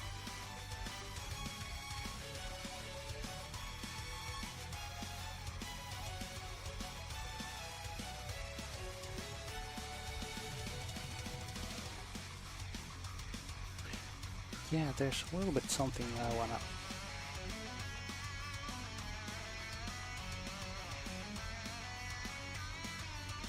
I think it's more of a... I think it's more of a thing to learn how game dev related stuff works, because like some of the shaders are kind of similar, yeah, but there's a bit of a different approach to it, because it kind of has to be focused on real-time stuff, which has a little bit of a different focus than when you're doing something with Blender, because you don't have to worry about that as much. Like, it's not as big of an issue, but there are like some differences in how you can do things like skin, for example, to make it look as nice. Like, because like a big part of the look with skin is if let me do a little example, is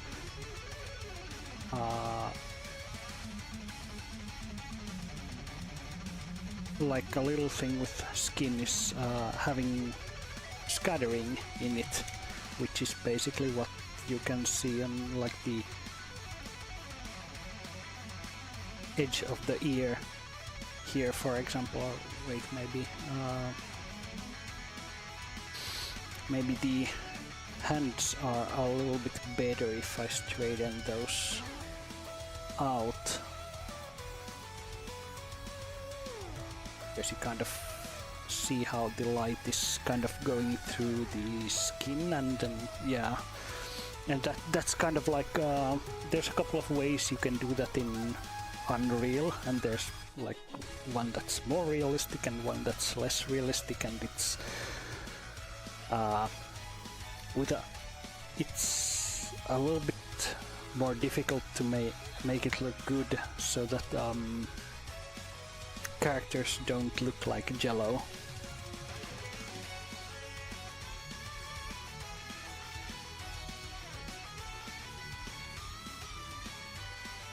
Yeah, I ended up liking the crown a lot, and it's something a lot of probably some people are going to crash out, because if I select this 5, like this N gun here, and choose polygon sides, you can notice there's a lot of N guns on this, and some people are really allergic to using these, and it's kind of like the hot takes of 3D modeling.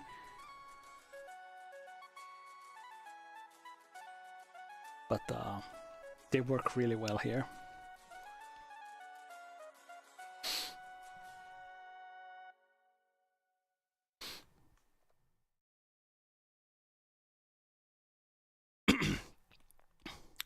Like, I wasn't aware of how good N-guns were until I met this one friend on Twitter who kind of has branded himself as like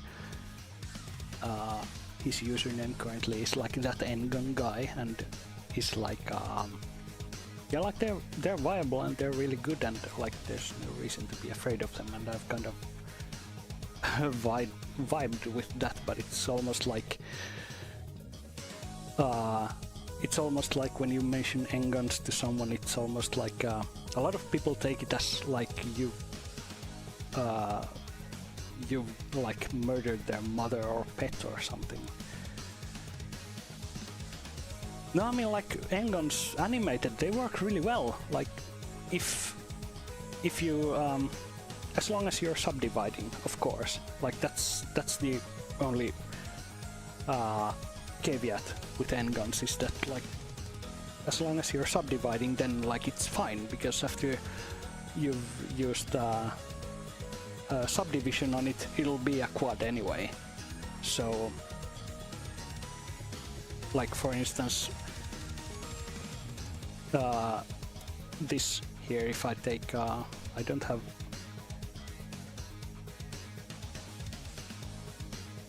let's see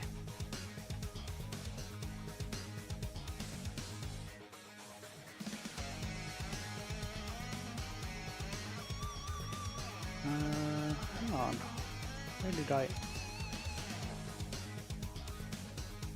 because like a lot of the cases where you end up avoiding n-guns is like this case here where you're having like a quad and a triangle, and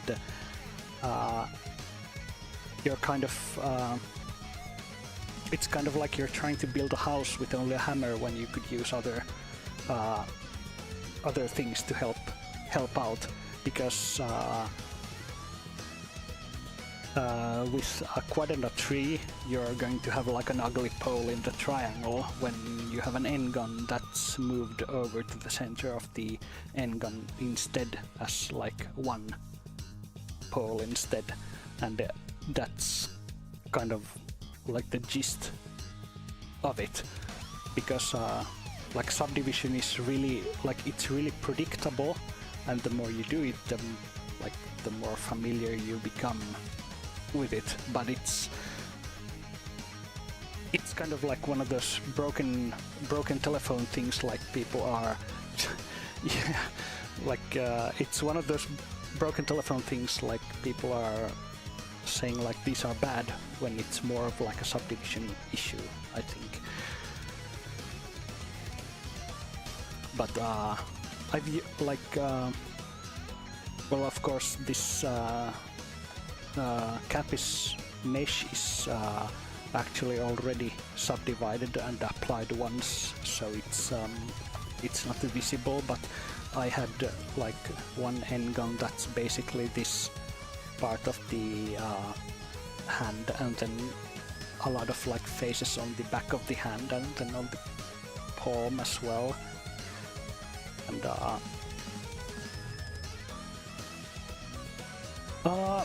like nowadays the subdiv is pretty equal over all software. Like the only software that I can think of that has a problem with n-guns is ZBrush, which is kind of silly, and in those cases it's usually like, well, subdivide it once and then it works, because I think it was in the beginning, maybe, I don't know. I actually have to ask. It's been something I've been meaning to ask around with, because like I know some people who have been doing it for like their job for a longer time, and like they probably know like history about that. But yeah, ZBrush is really weird about things, like you get missing like triangle gaps if you use n-guns.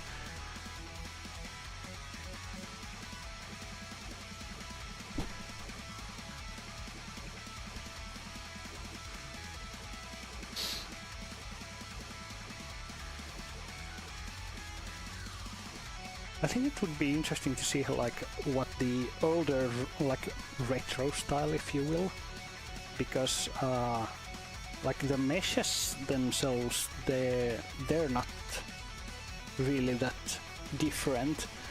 I remember like the thing we have in shaders, like the principled BSDF in Blender.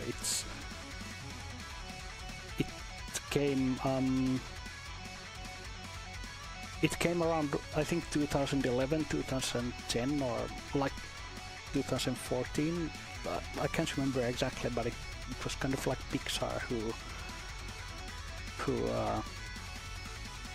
introduced the BSDF approach to things, and it's honestly one of like a really good thing.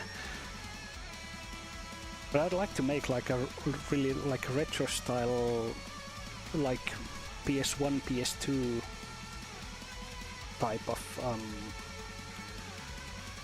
model, because it's also like, I think the style is really fascinating.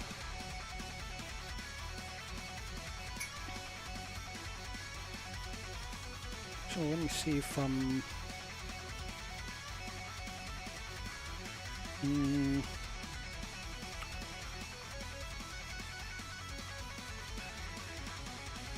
see where I put it.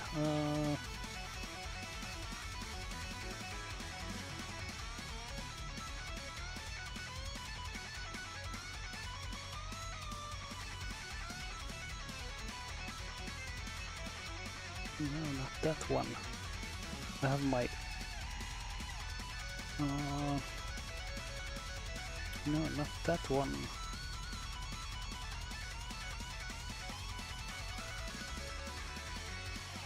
We have, like, like a long time ago, I tried to use Maya, but like it was so confusing. I was like a 3ds Max person myself. But funny that you mentioned like this old retro style things. Like, has anybody here seen? I'm sorry in advance for bringing up a really cursed thing. Has anybody here seen or know the movie Food Fight?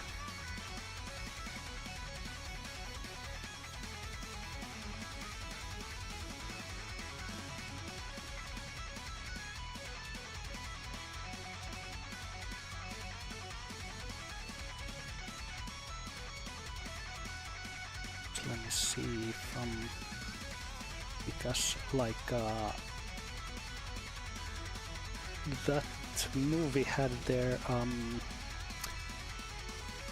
character assets leaked at one point, like the ones they used in the movie. Yeah, that movie. It's an experience.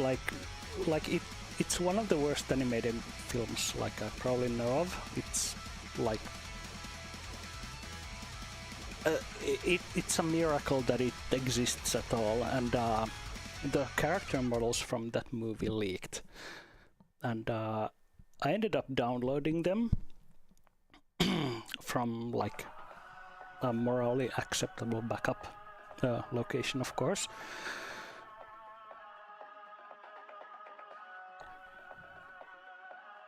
Oh yeah, it was like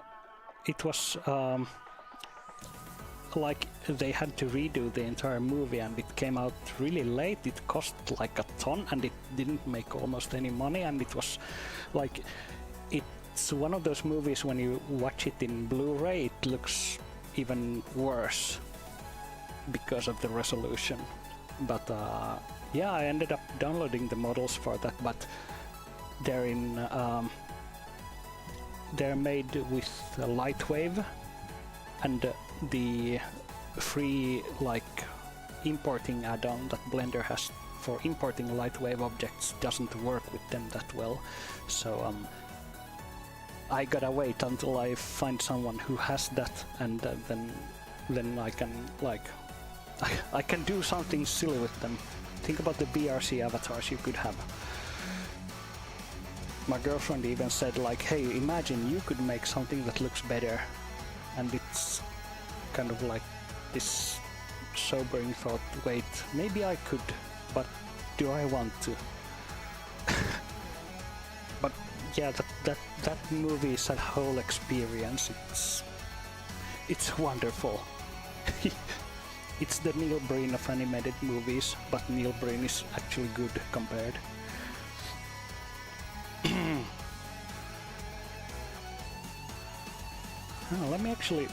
I'm gonna switch off from 3D related stuff.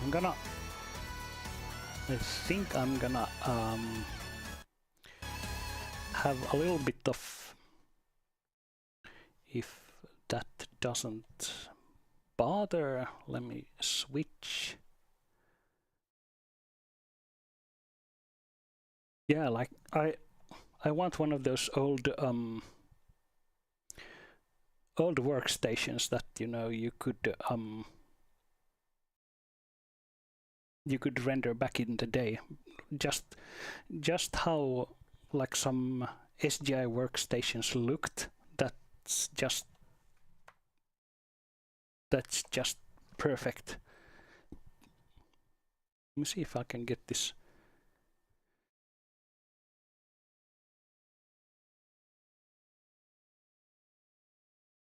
Steam was unable to. What? I don't care. It's not important. I kind of wanna see Cappy in this period correct, like this early 2000s CG.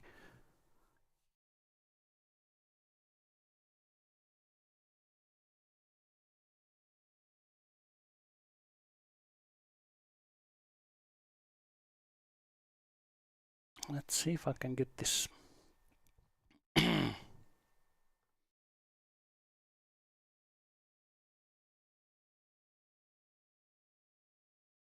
Get this to work.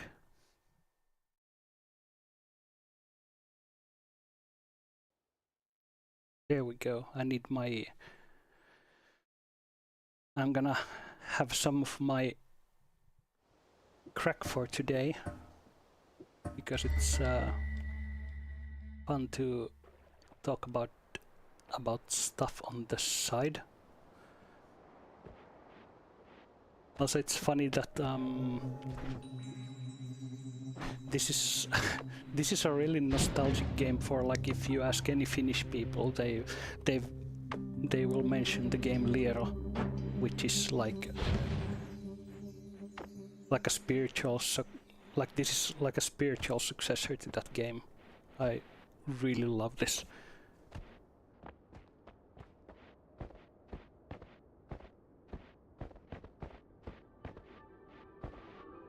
Let's see if I can. No! Fuck. I fucked up.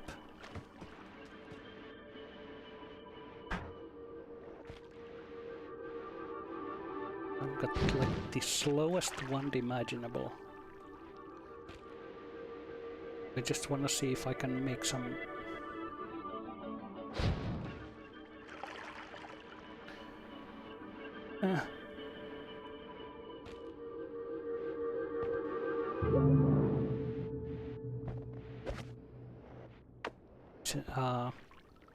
Are people familiar with this game here?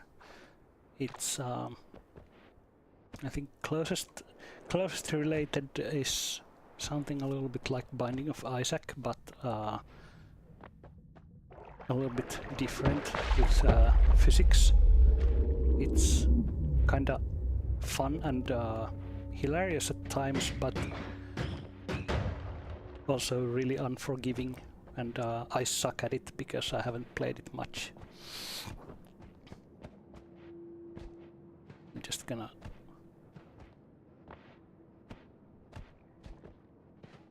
Yeah, like one of the first 3D software that I used or got started with was like Bryce 3D or something like that, and it's kind of like the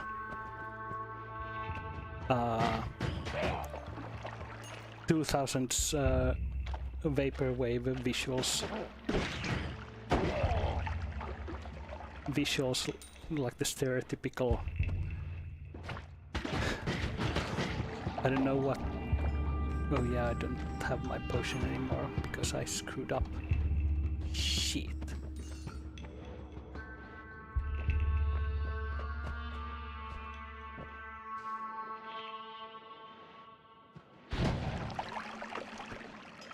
No, I did not meant to do that.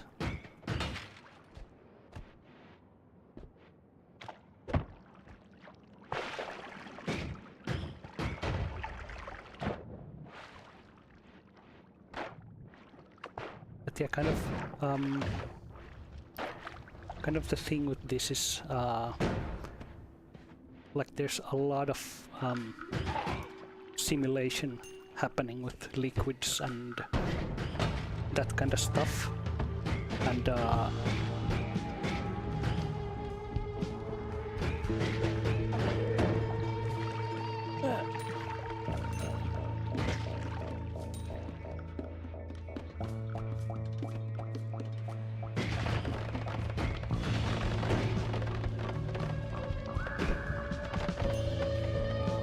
let's see if I can.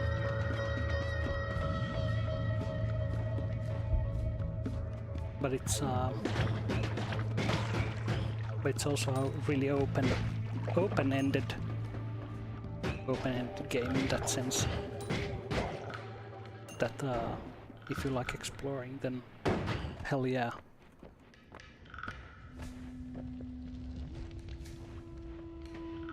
And the kind of roguelike hilarious deaths that I'd probably compare this to something like the monkey's paw, because you always think things are going really well to you until like that you end up screwing it up, because well, you always do that. And apparently someone found a magic wand there that they got themselves killed with. Let's see. No, it's just a drill.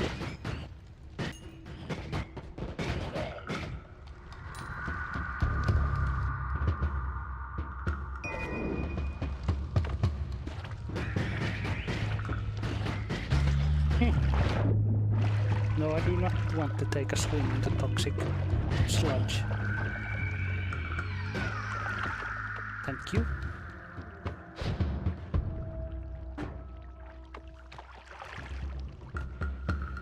Maybe I should just try to get out of here, because I'm scared.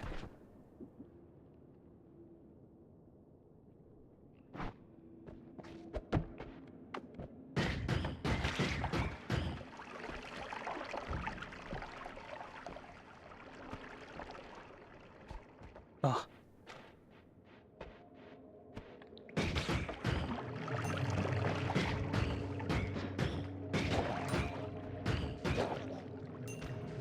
No. Okay, let's see.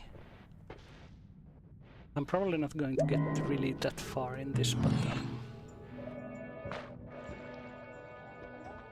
let's see if I can.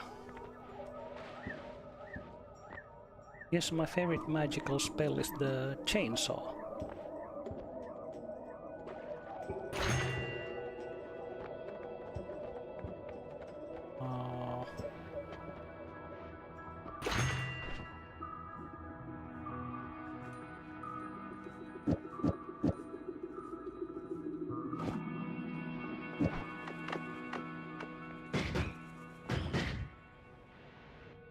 What's this?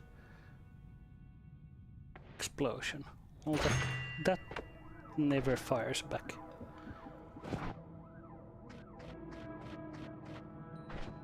But then it's just a dud.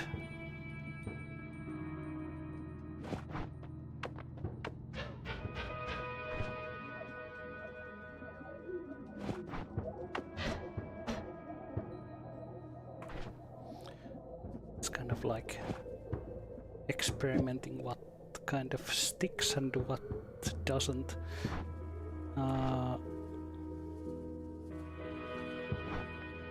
Yeah, I think that's good. Let's see.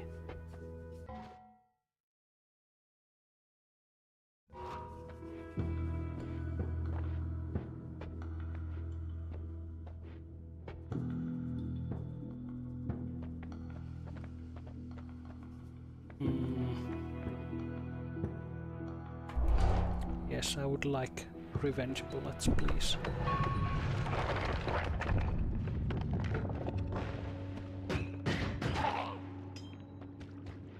No, I do not want the ghost. this? Digging bolt.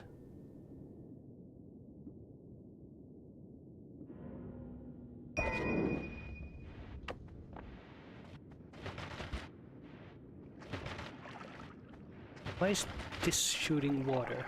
What the f... Well, okay. Oh, this digs. Oh, that's great.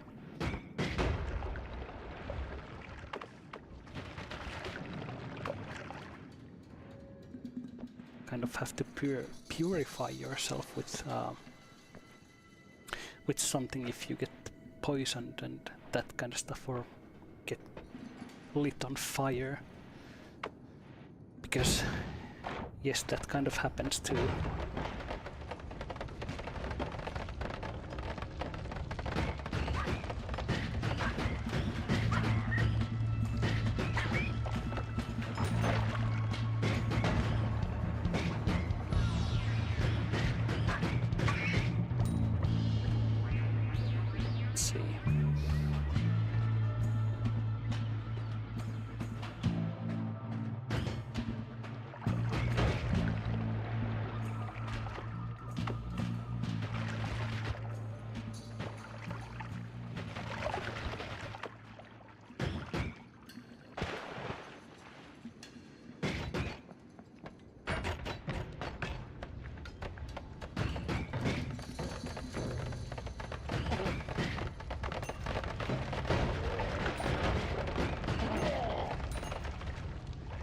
Half of this is something like hard to stay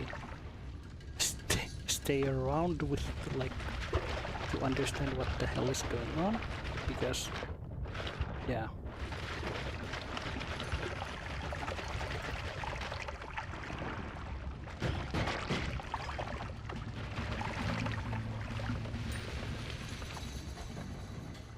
Let's see. Oh wait, I can.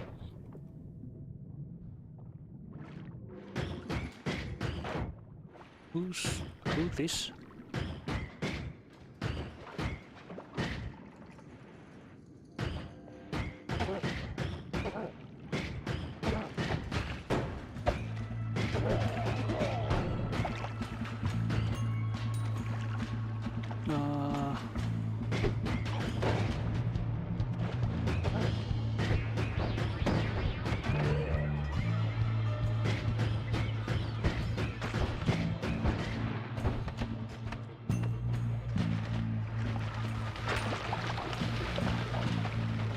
Chainsaw through them.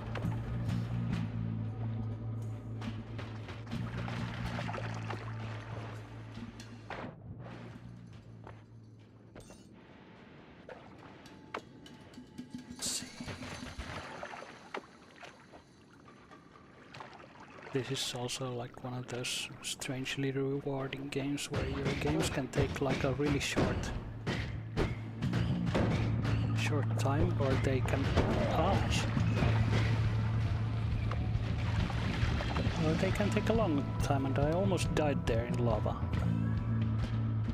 Let's not think about that.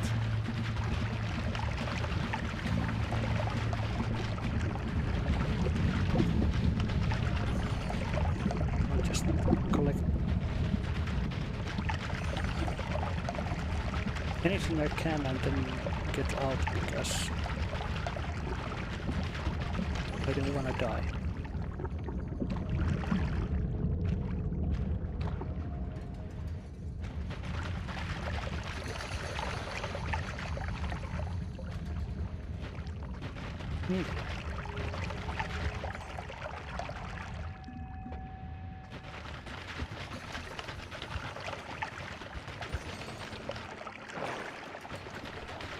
Yeah, you can get some really crazy stuff going on in this, assuming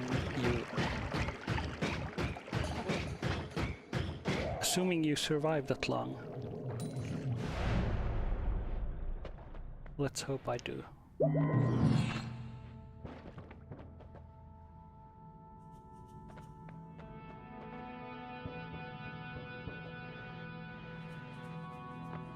Long distance cast.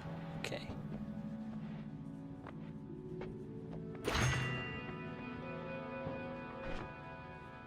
let's see if I'm...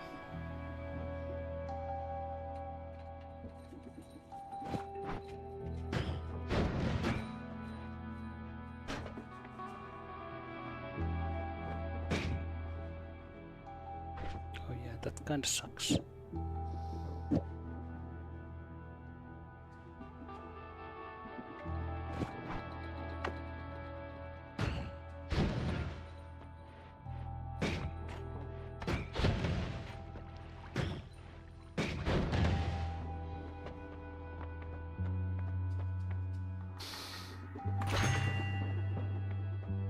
Wait, what's this?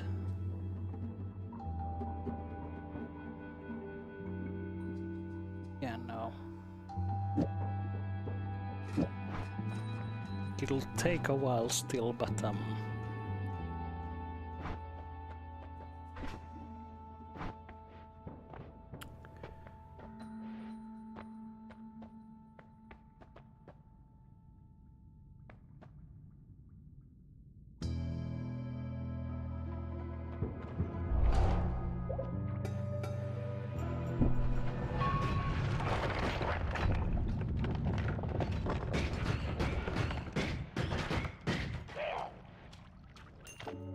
he had a teleport wand. Okay. No, thank you. I don't want to kill myself.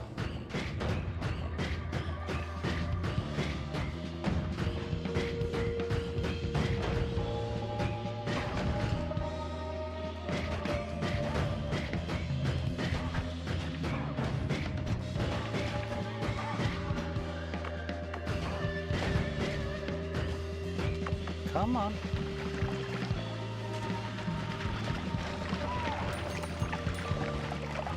Let me just chainsaw you to death instead.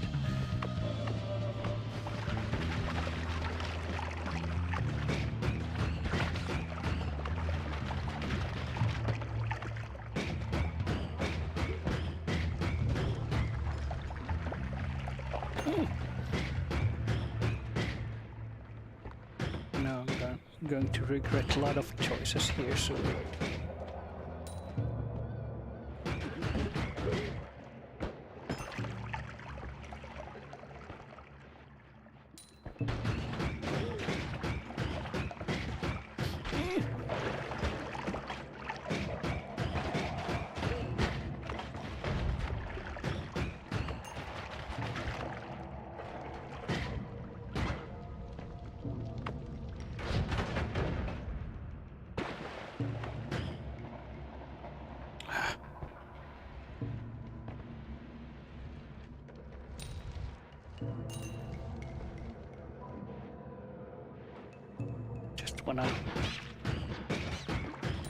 Just wanna... Oh, sorry, snowman.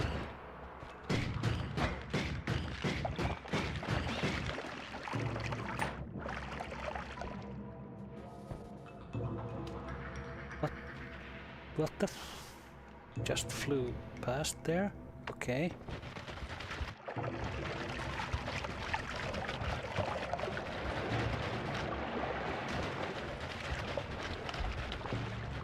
I'm just gonna dig myself through everything instead.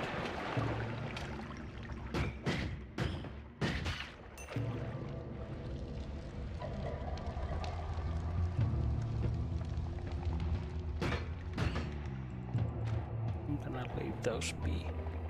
Oh, shiny.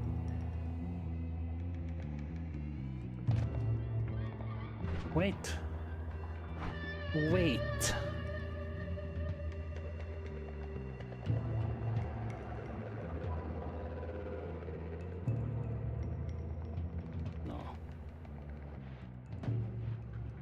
Try to YOLO this instead.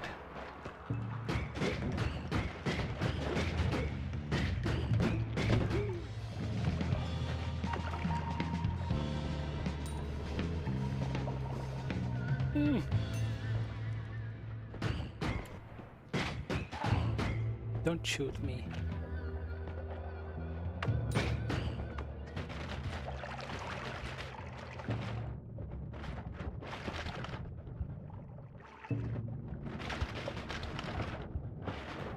Right, you can suffocate here. Ah.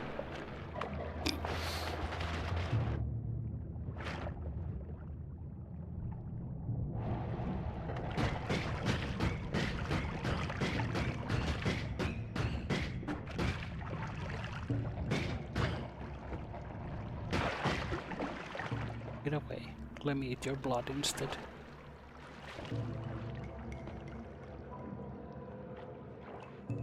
Eating worm blood.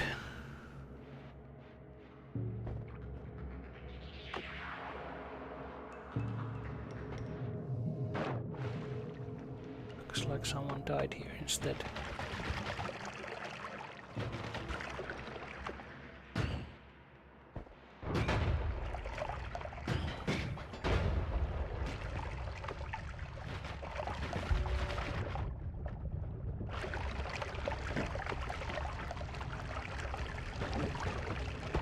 Nope, I'll leave. Sorry. I'd rather survive. Black hole with death trigger, okay.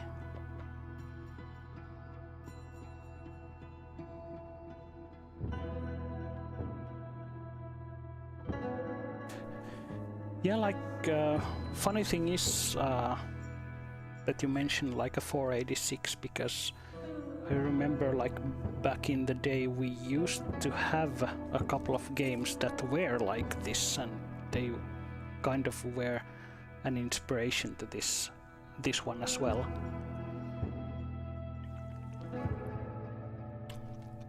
Like Liero is one, but then there's what's it called? V-Wing was one as well, which is hang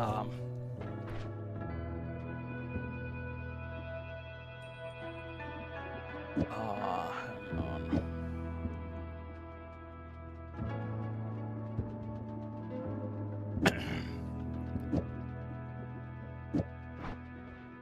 I'm gonna try to see if I can get something out of this toxic immunity. Yes, please.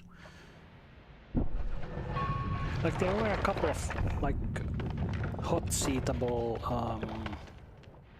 local multiplayer games like this.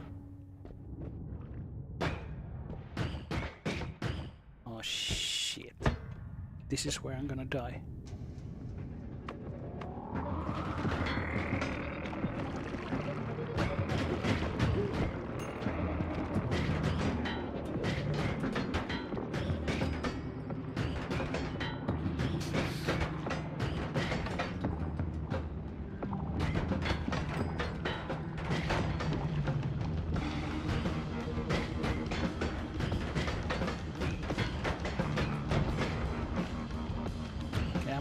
I'm not even gonna bother.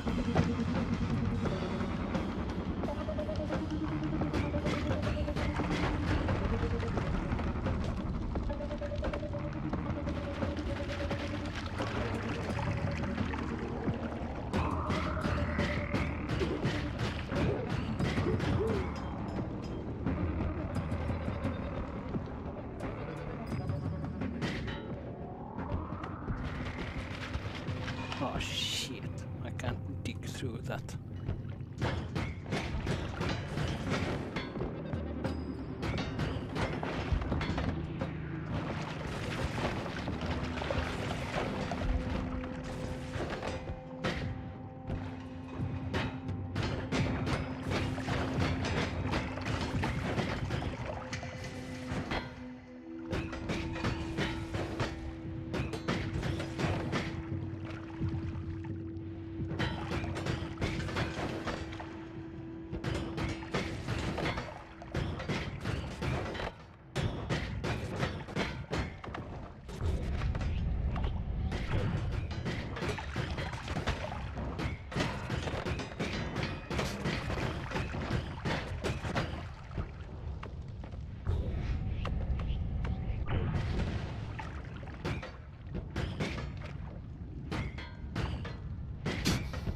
Listen to that pathetic sound.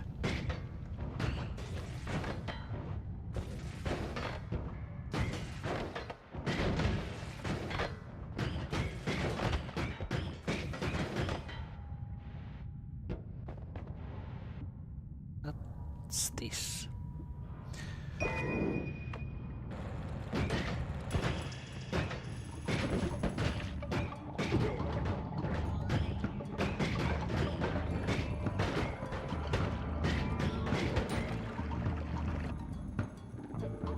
I'm trying to survive and failing at it.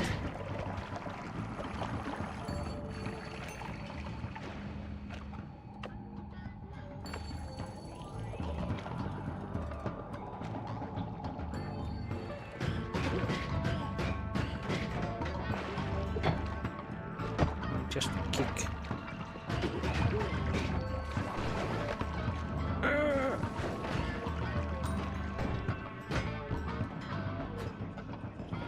I have no idea where I'm supposed to be going. That's okay. Another, probably no one there does either. I hope.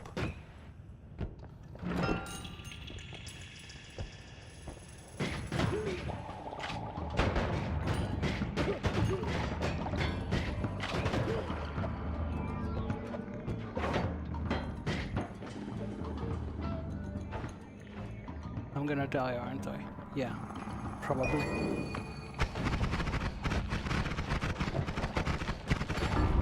Yeah. Oops. I wanna see my death replay.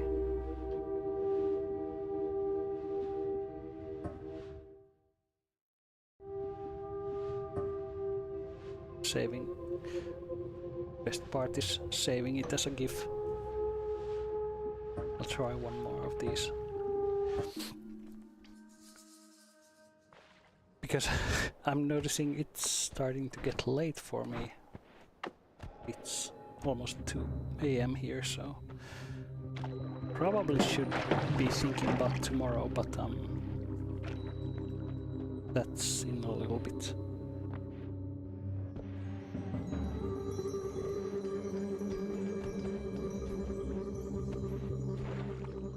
Let's see if I can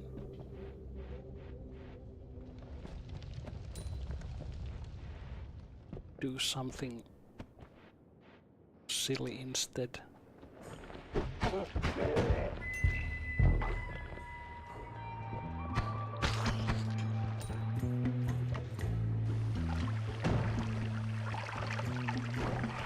Come on.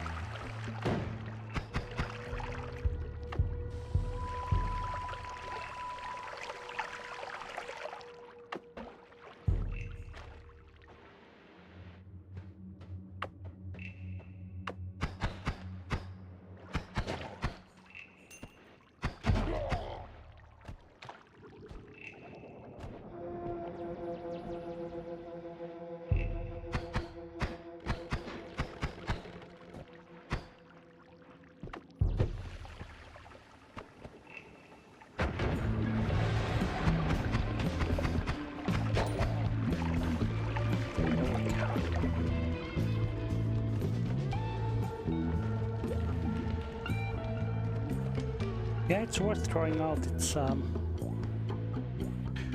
like it's quite unique in the way that it scratches like an itch that not really that many games do.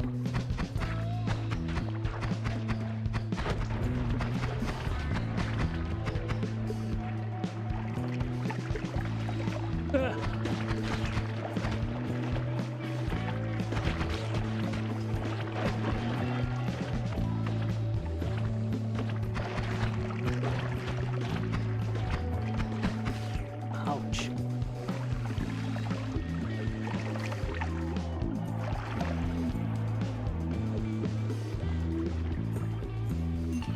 Okay, that hurt. I'm almost dead. I think one of the coolest things about the soundtrack in this is like, okay, it's pretty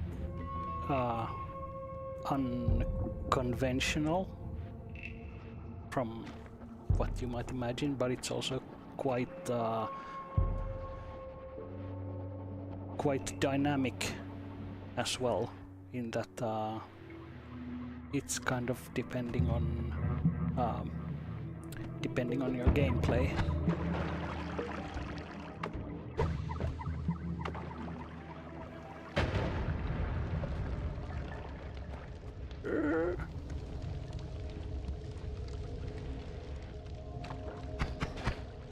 Kinda need some more money so I can afford something in the shop.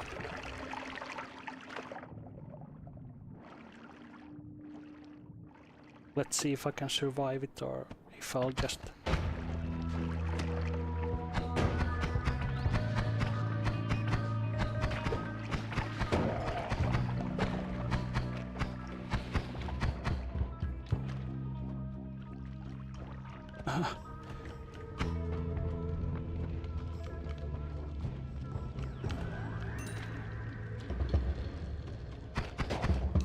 Or if I get killed by a frog or something, that wouldn't be a first.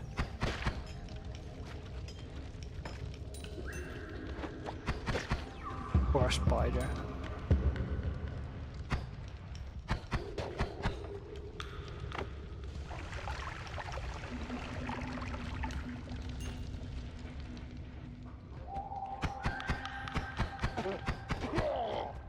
Yeah, and I think like one of the coolest things in this game is that how much customization you have in making like whatever build you want, but also like in addition to that there's like this part that I'm playing is actually kind of like a really like minor part of the game, in that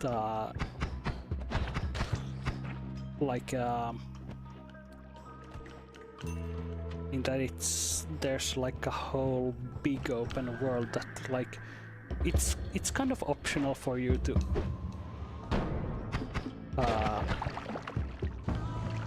go into, like you don't have to, but like a lot of it is just figure it out, and sort of like similarly how Breath of the Wild was, but even more open in that there aren't really any kind of hints. Oops. I'll try again.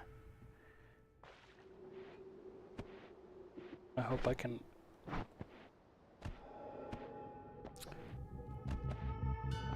Like the world map in this game is like huge, and only like a minor part of it is what you would consider like the main part of the game in a sense, and then the rest is kind of like, okay, let's like let's just go exploring.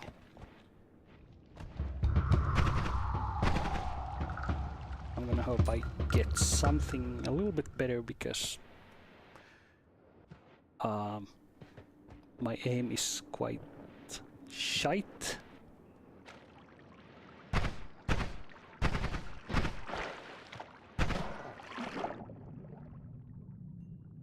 I don't want to drown.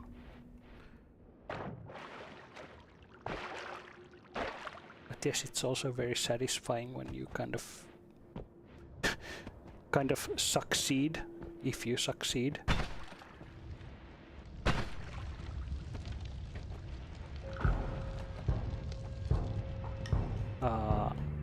And sometimes things just happen and you kind of just die, and there isn't much you can do about it because someone else fucked up, and it's kind of awesome in that sense.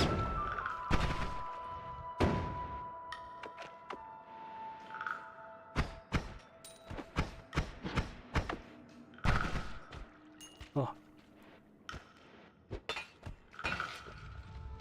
There we go.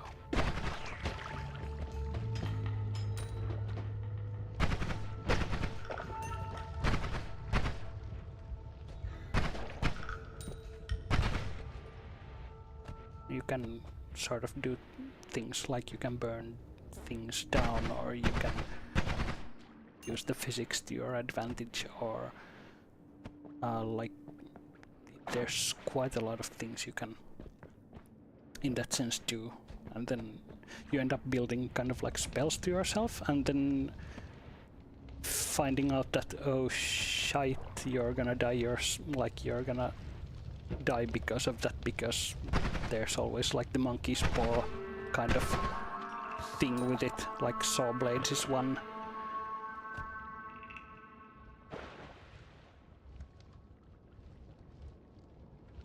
Oh yeah, the vector-based textures, it's a little bit confusing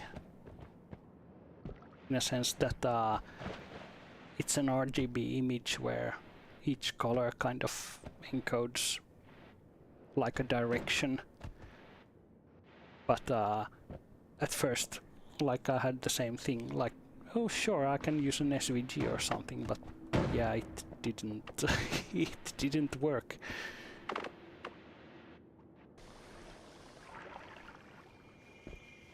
Wait, what is this?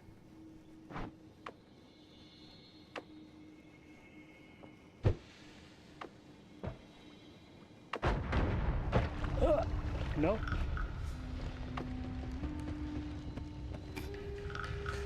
Oh shit.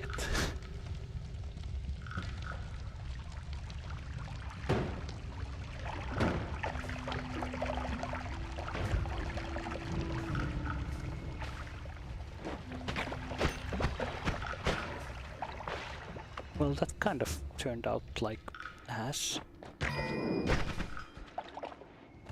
I think.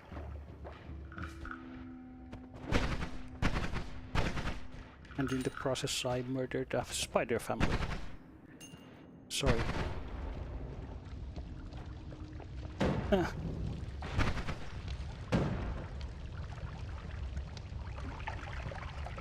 Oh hi, don't worry.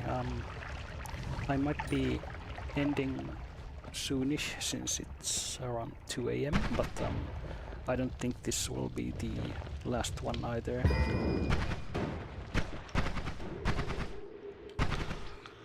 Because it's been quite fun. It's just been a long time since I've done this the last time, so it's always kind of daunting at first to say.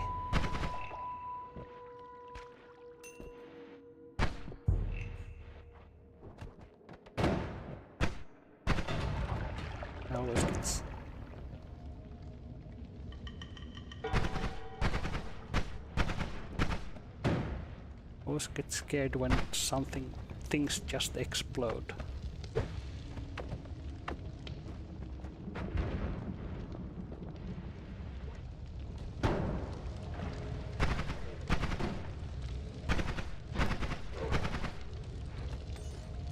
Oh, gold, thank you. Ah, no, I don't want to burn, thank you.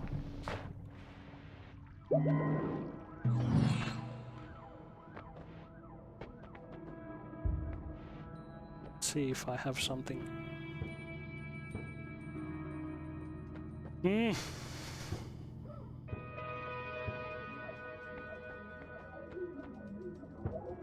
Well, there's a one filled with eggs. I don't know. There's a suicide one. It's filled with saw blades. I think I have this one instead and preserve my life.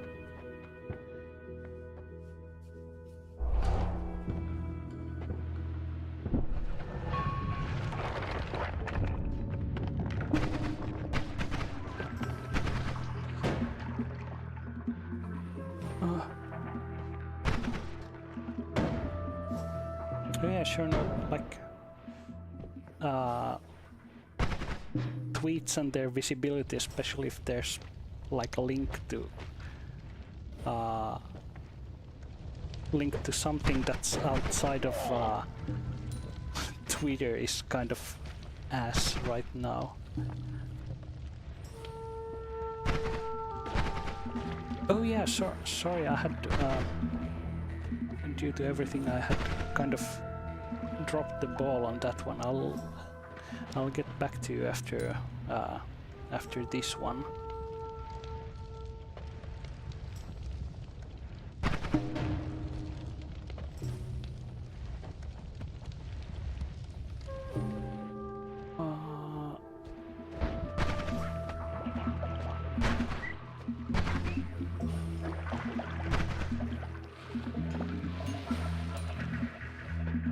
Please, I do not.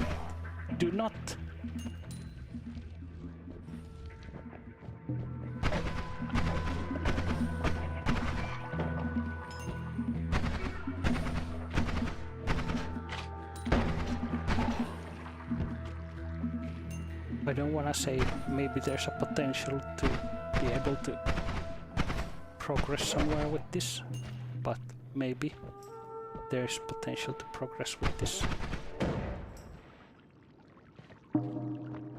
I hope.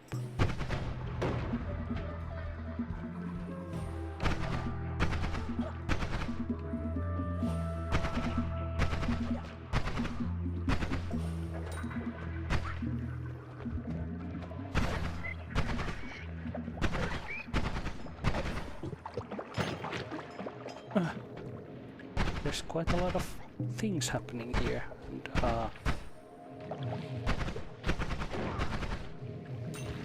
I am confused. And I think I need to explore a little bit more.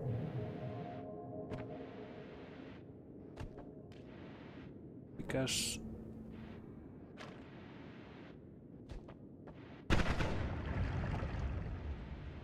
I want to be able to afford something.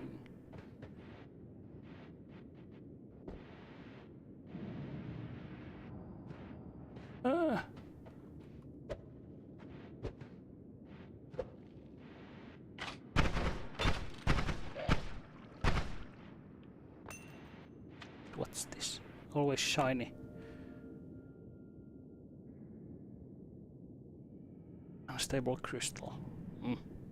Okay, I'll take it.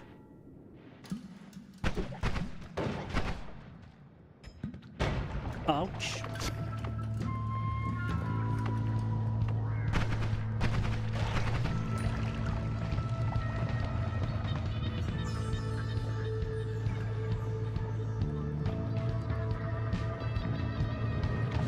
Okay, I'm leaving, sorry.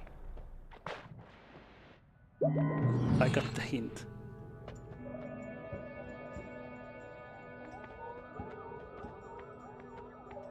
Ooh, black holes.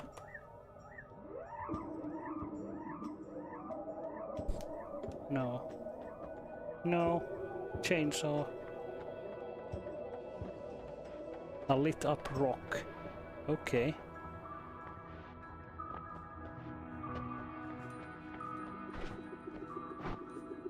Teleportitis. You teleport away every time you're hurt. Okay.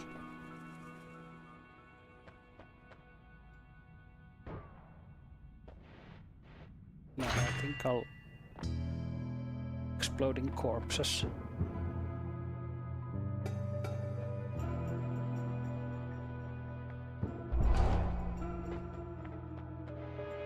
Please help me.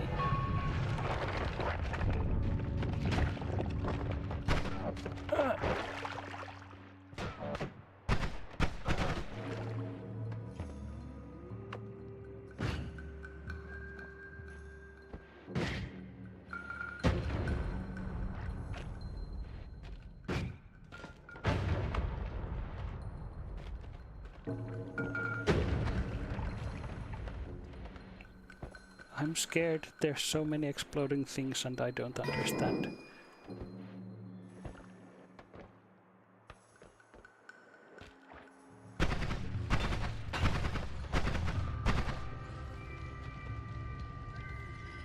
Help.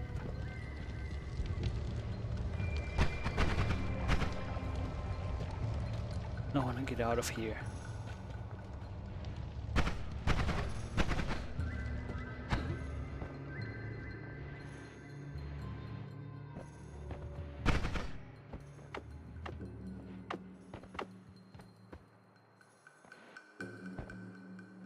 Evisin, I'll get back to you after this stream in a little bit. Oops. Let's try again.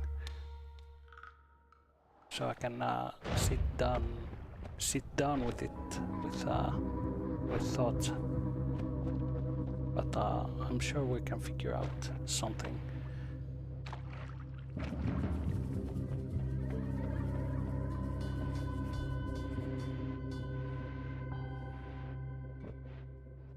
You feel wary. What does that mean?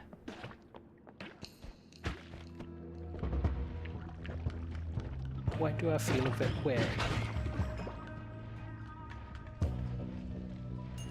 I know it's some kind of modifier that is not good for me, but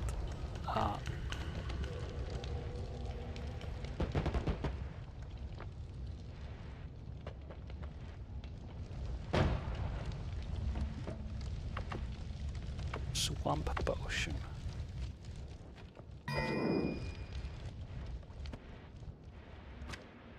See, I'm gonna get rid of my swamp, whatever that is.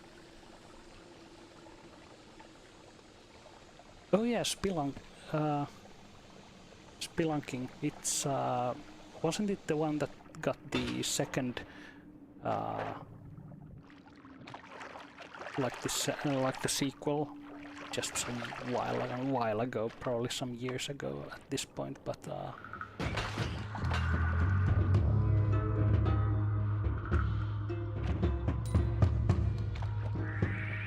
yeah, it's kind of similarly vibed, I think, because it's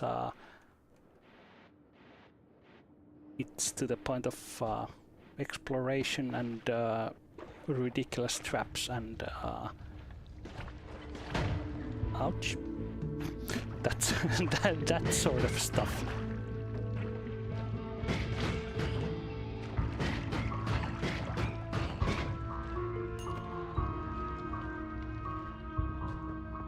How we stop blowing up in my face.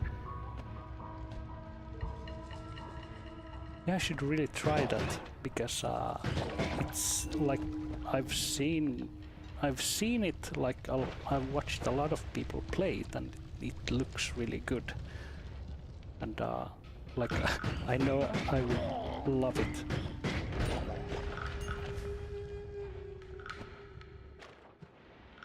It's also the kind of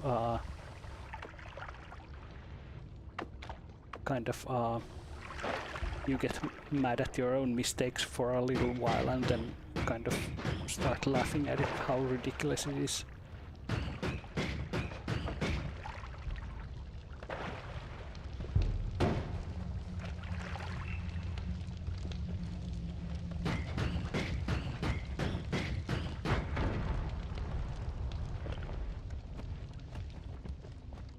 What?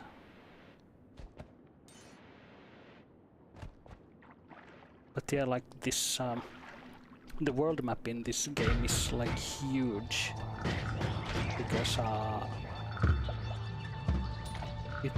because it's quite like pixel graphicsy, and the world map is, I think, something like, can't remember if it was like 70,000 pixels high, and then wide like something like 40,000. It's quite sizable.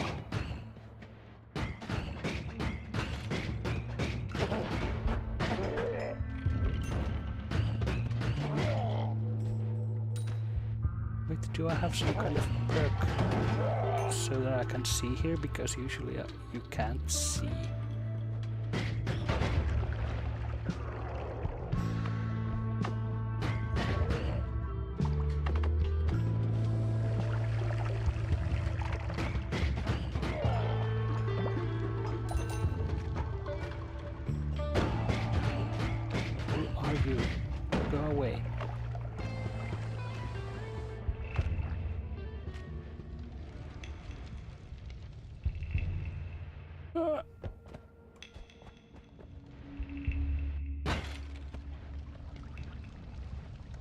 I just want some health, man.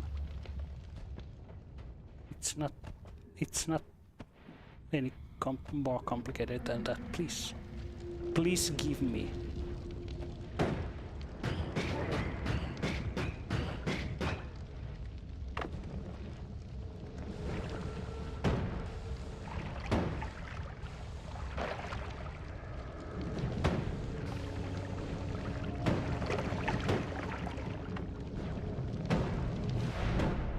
Okay, I'll leave. Fine.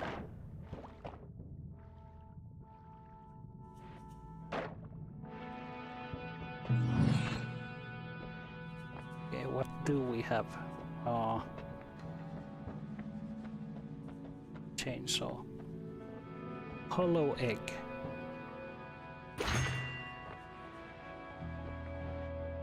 And you know something is going on because everything is shaking.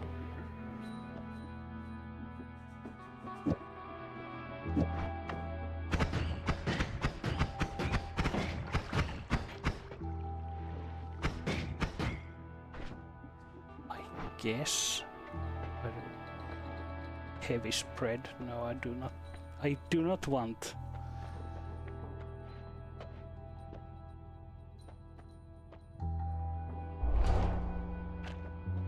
Yes, give me more blood.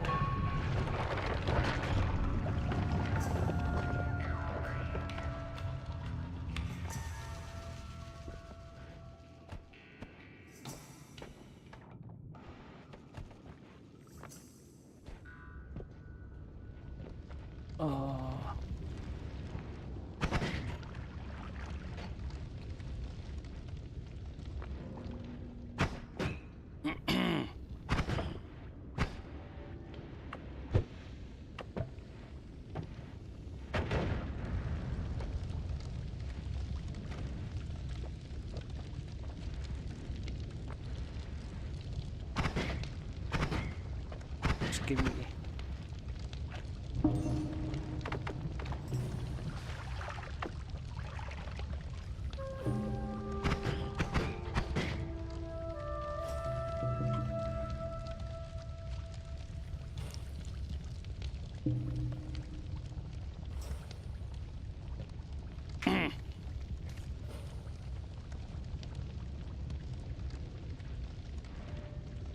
There, now we can clear.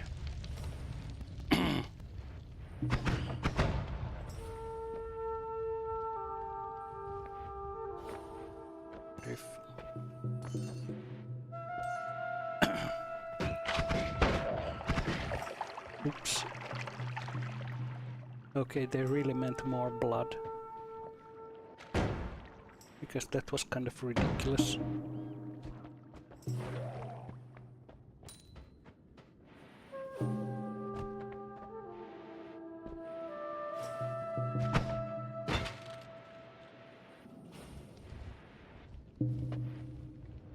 Someone is a little bit too trigger happy around here. Let's see.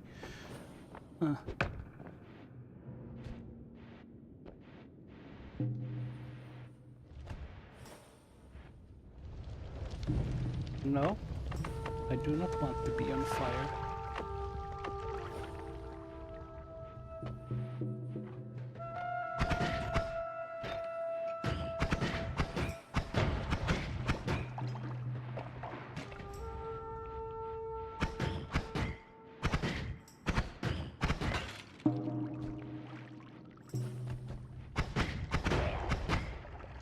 Oops. If you're wondering why I'm spraying water down his usually cleanses like the green slime.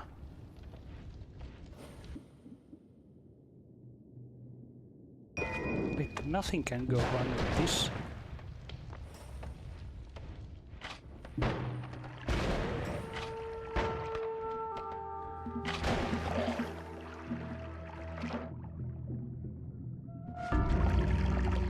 Oh yeah.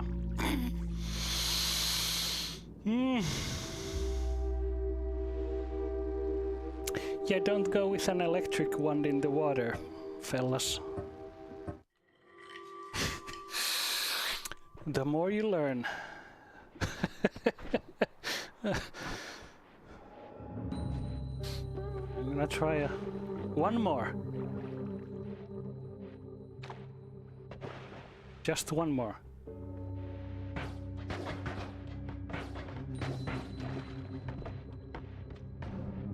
What does this mean? Where did all this water come from?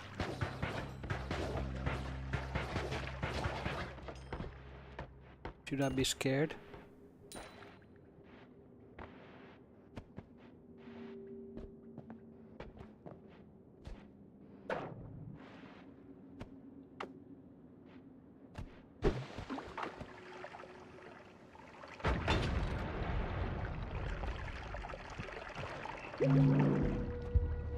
Yay!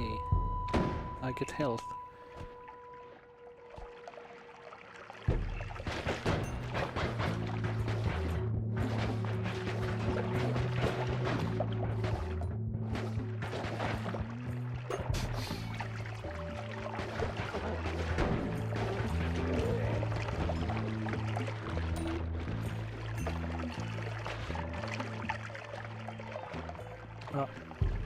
Yeah, so there's an electric wand in the water. That's what happened to me.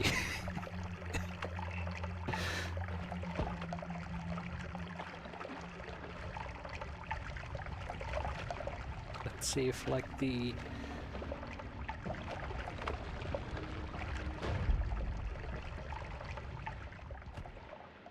I go and release this swamp ass over here.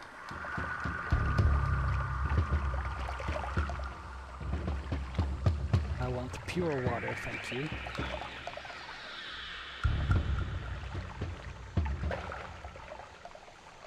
Don't worry, it's not pee.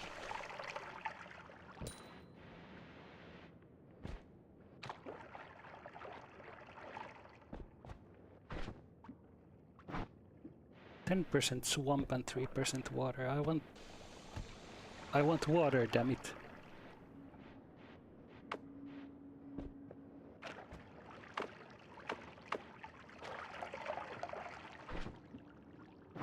There we go. Pure water.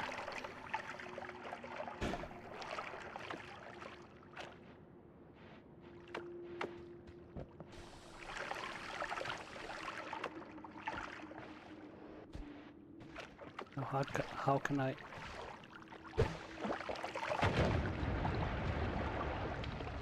Okay, I'm not even gonna bother with the electric one there.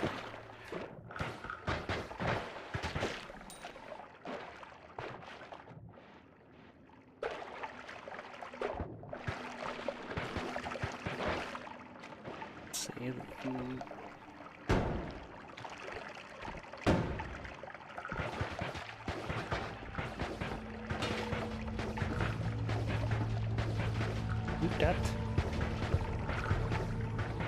Why are they not dying?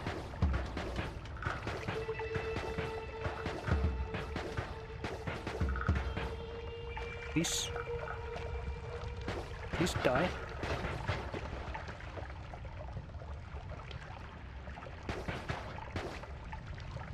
Okay, now they died. Thank you. Such a puny. Oh yeah, there's when you're down in the water you can see like above the health bar there's like an oxygen bar. And also like it doesn't mean only water, like if you're in smoke for too long or if you're drowning in gold, for example, because you can drown in gold as well. And like there are some perks that you can kind of eliminate the need for oxygen, but it's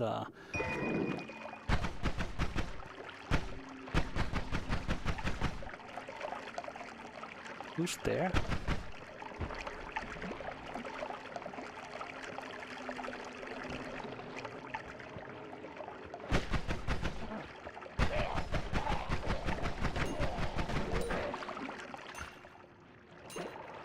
there's like an entire buffet of...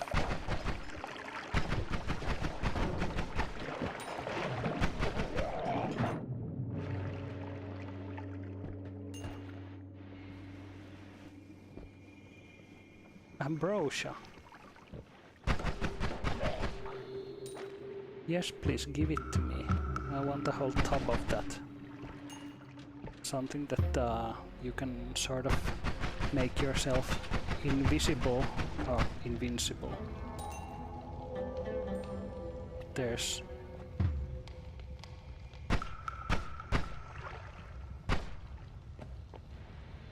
oh, it's a potion shop.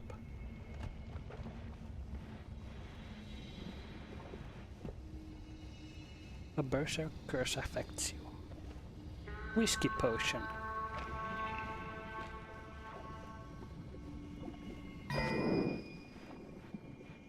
Maybe... do they have something? Lava potion.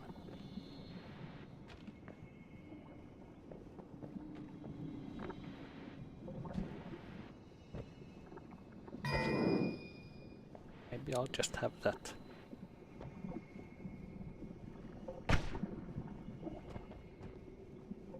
Oh, there's lava. How nice.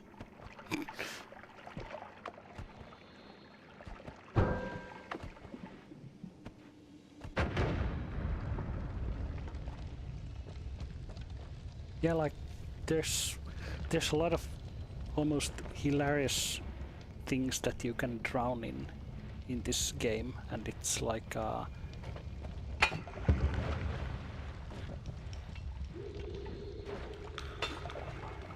one of them is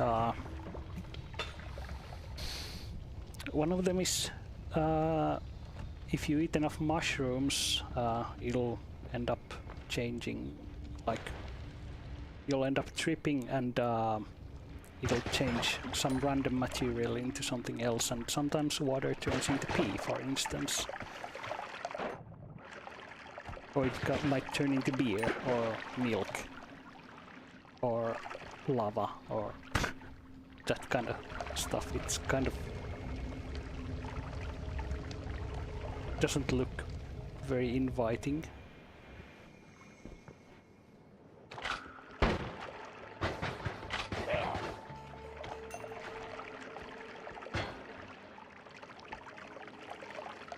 Oh, that's great. To show, like, if when you have something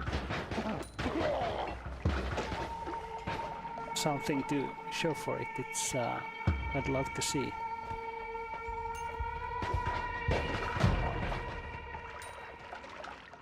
Want that health? Give it. And I'm also about to die from spiders. Just as I have had used my last bomb, I can't access it. Damn.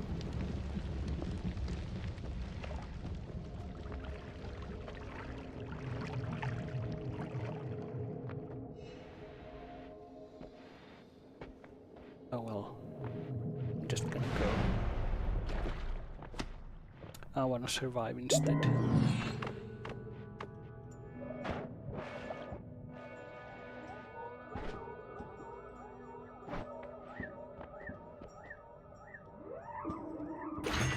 Pulsing, ah yes, thank you. I wanna see. No, I don't want electric torch. I don't wanna die by my own hand.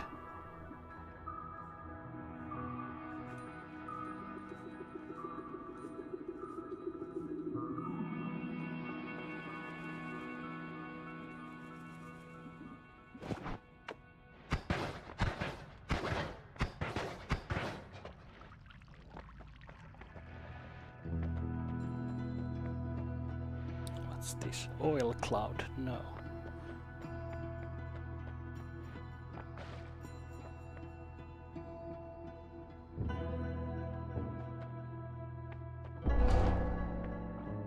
I want an extra perk, thank you.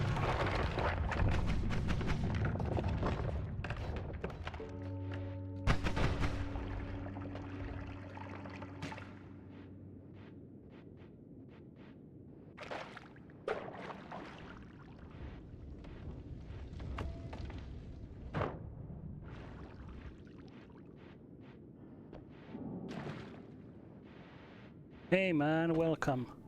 I'm about to fail hilariously. Like that.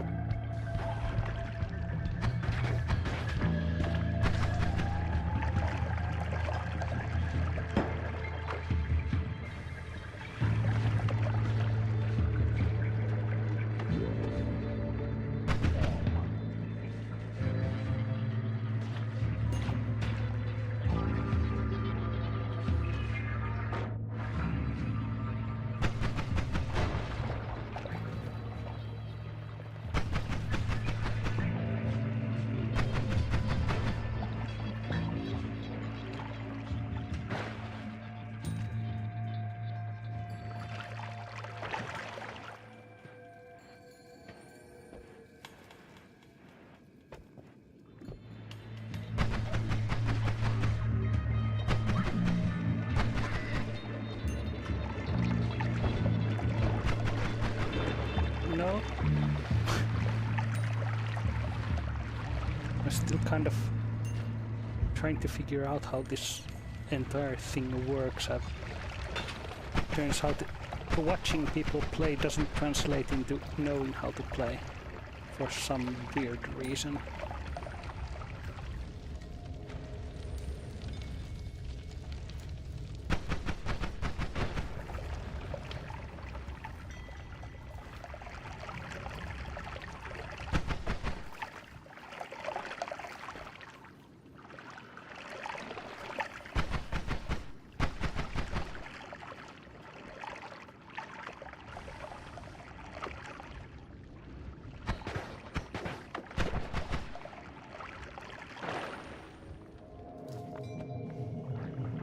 I'm still gonna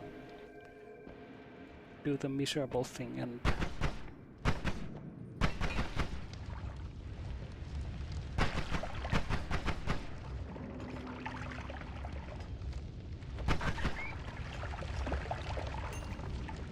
now I gotta be careful not to kill any rats. Luckily I haven't come across any this playthrough.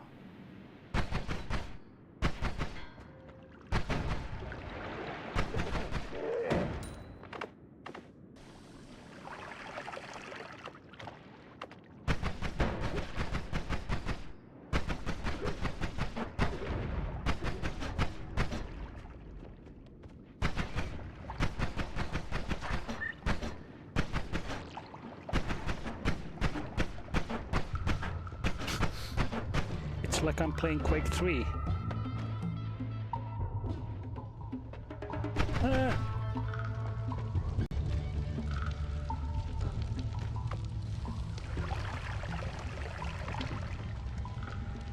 Well, that didn't help.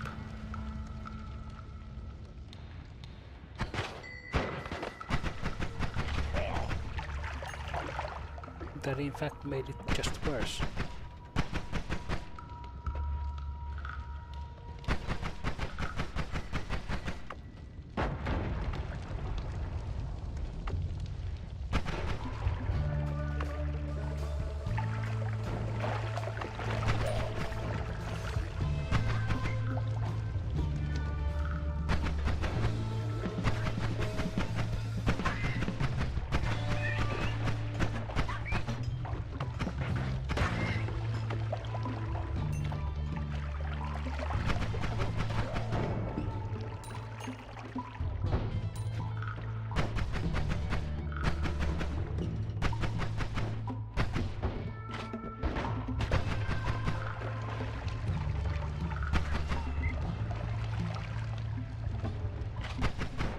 No, please, no shotguns.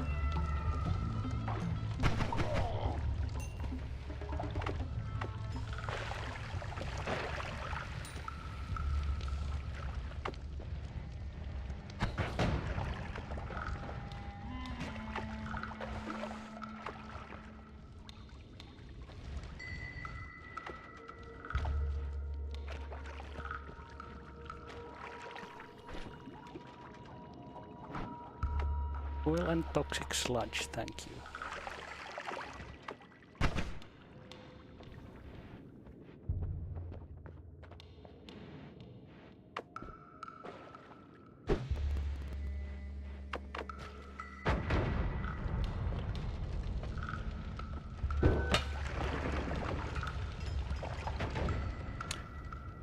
Well, that's nice. Dude comes in and just throws acid on me.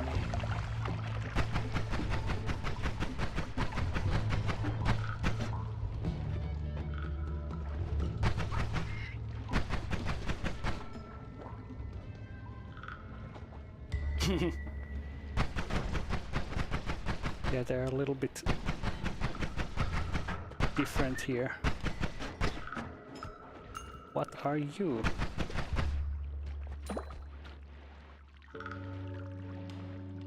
Alright, this is the place I don't want to be in, but...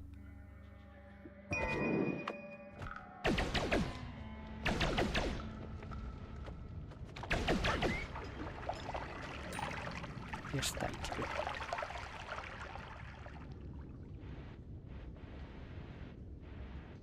Now I can go eat mushrooms.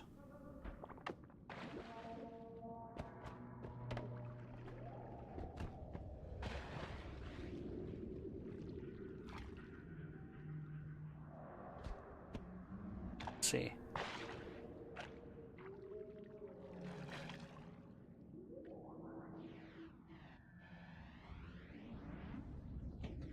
Damn, I don't have enough to start tripping.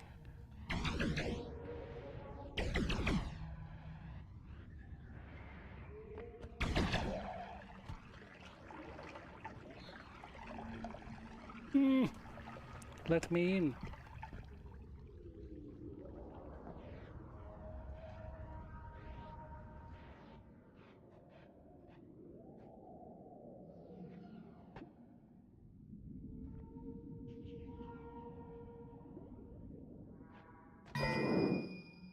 Oh no, there's a rat, I can't go in there. Sorry.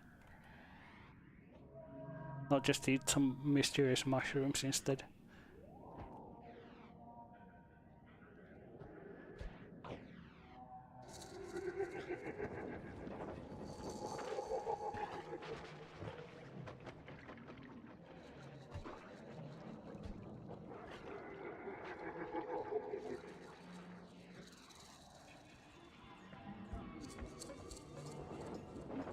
No, I haven't played that yet.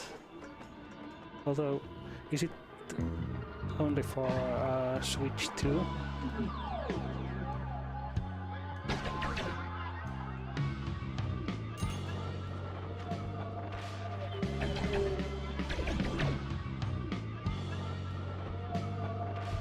Just need some more mushrooms, please.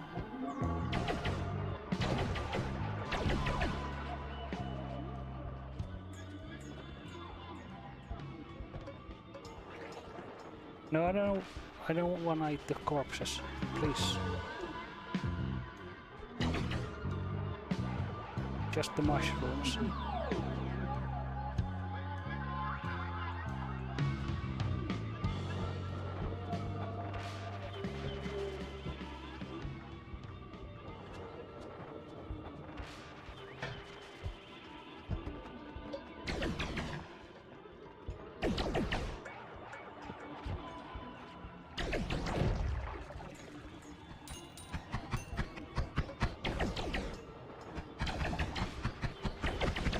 What the fuck is that?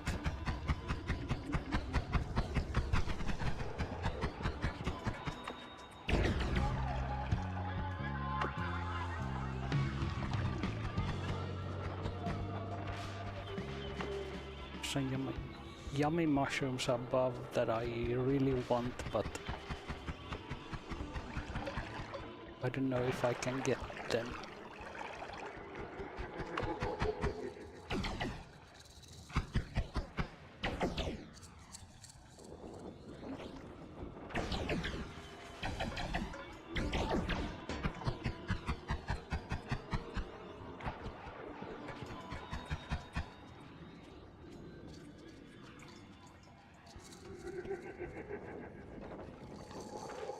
Nom nom nom nom. Yeah, it's time to eat. I don't know if I'll survive, but it's okay.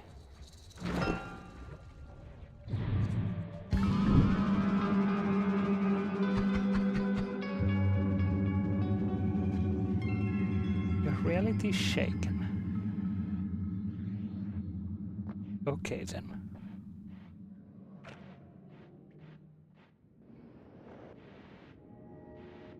I'm gonna try to mosey out of here.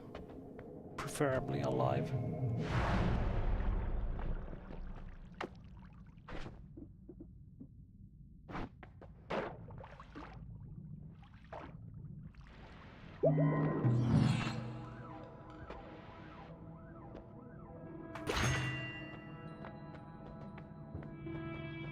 Oh, reduced recharge time. I wonder how this...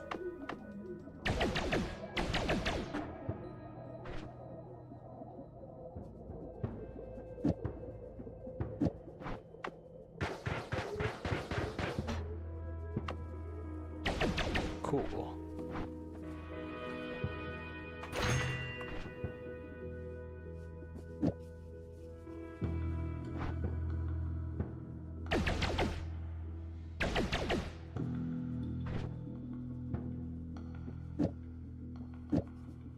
What if...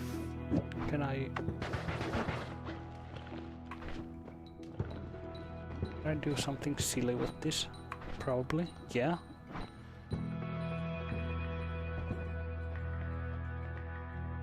Chaotic path. Nothing bad can happen from that. Missile. Sure, my favorite magical spell.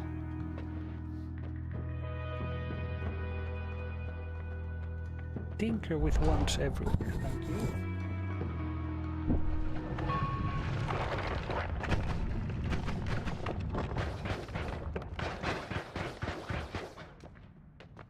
Because now I can edit these wands anywhere I want, which is nice.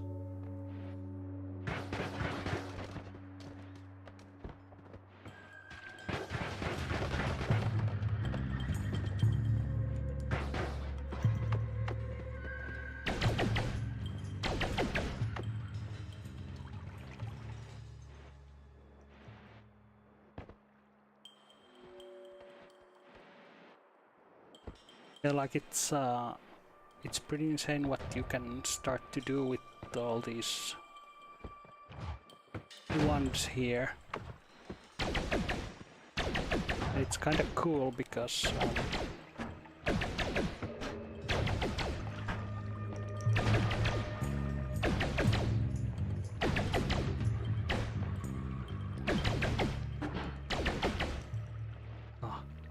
yes.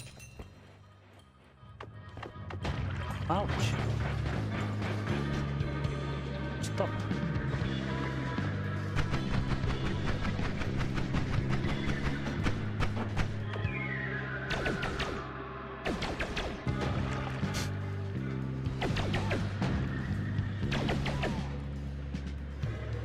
And I'm almost dead.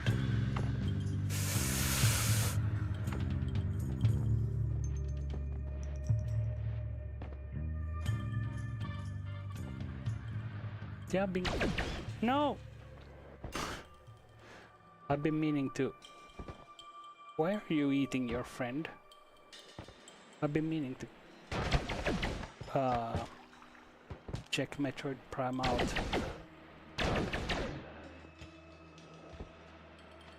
Because it's one of those, like... It's pretty... cool on its own as well.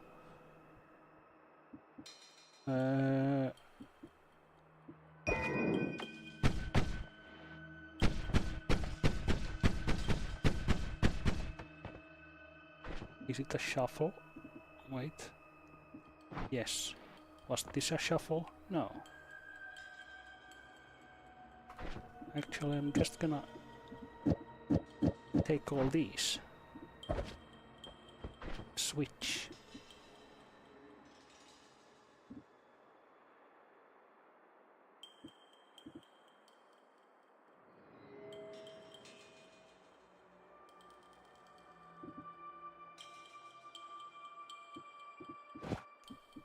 How much does this?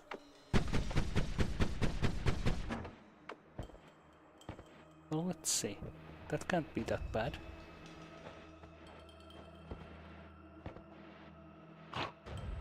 Stop!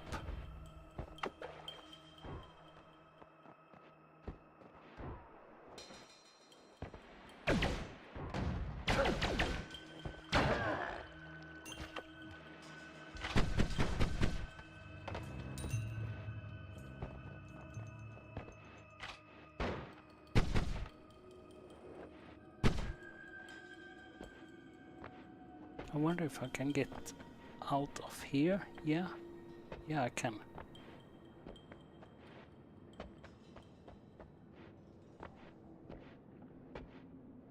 So I know this is...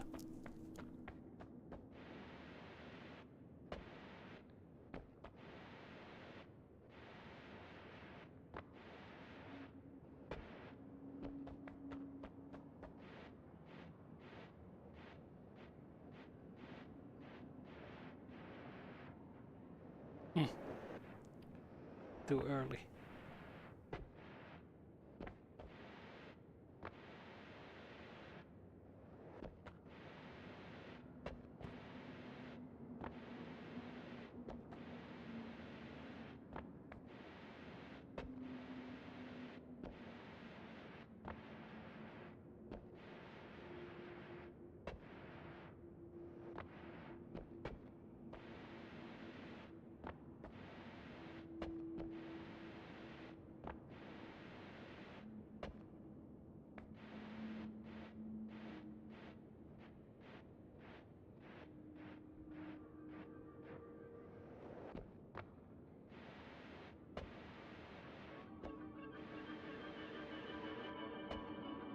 No, there's...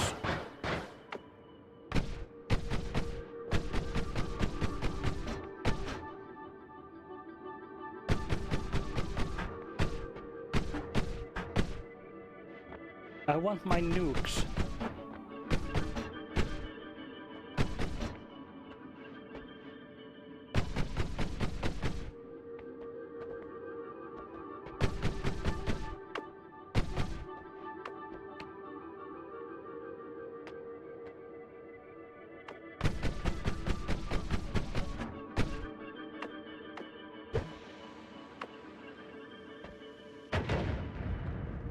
Alright, I can't dig through this rock yet.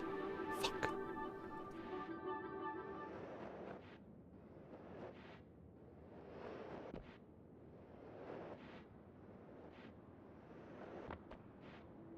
Damn, looks like I've gotta go back.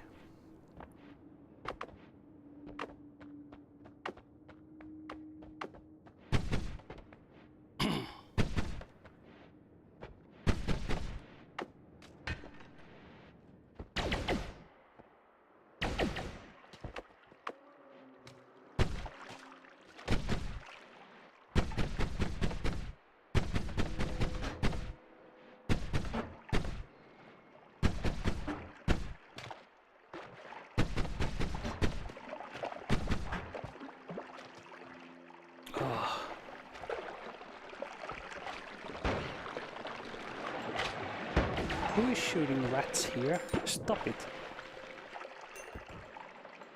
It was him.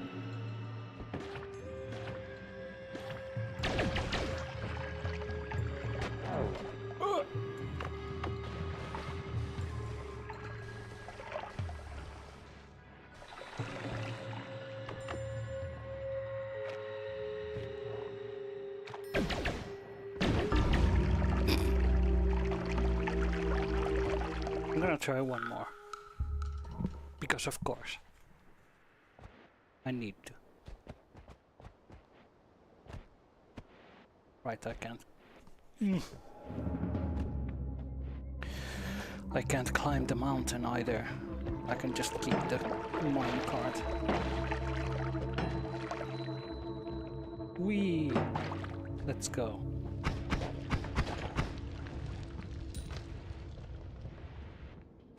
Mysterious darkness. It's okay. Rain cloud.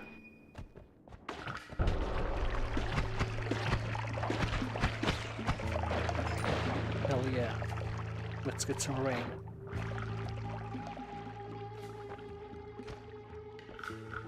Uh,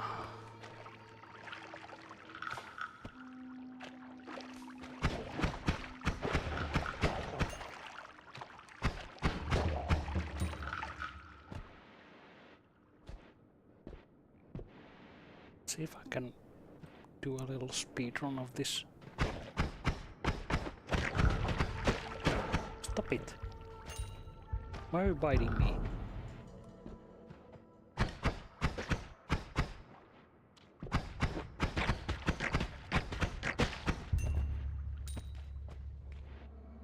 One of the most dangerous enemies in the game is the frog.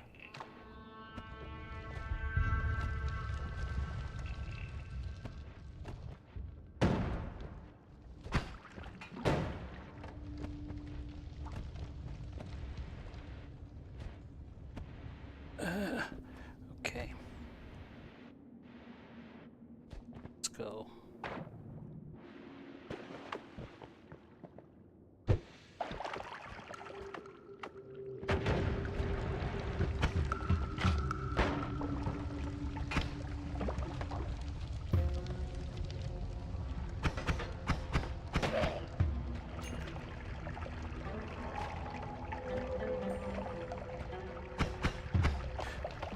I mean, you're not far off with thinking about Terraria, because I mean they're kind of similar in a sense.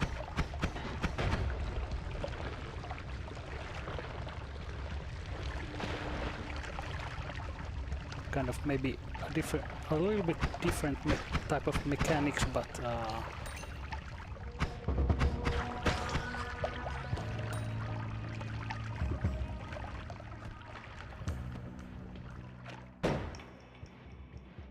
it's always fun when you're going somewhere and you just hear some random shooting happening around there.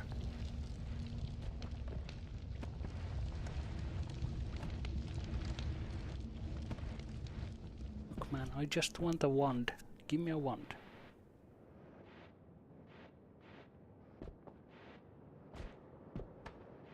Yeah, like Terraria is really great in like playing with other people,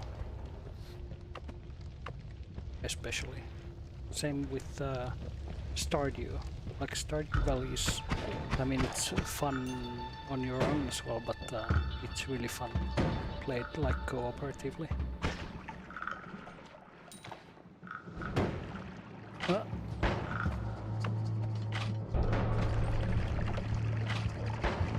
Stop.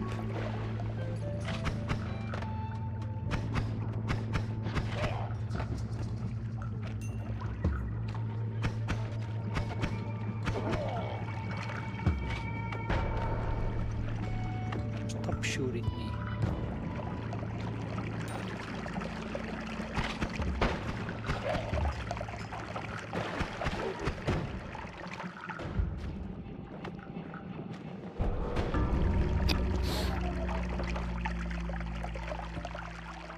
Oh, that was kind of pathetic. Okay. I'm gonna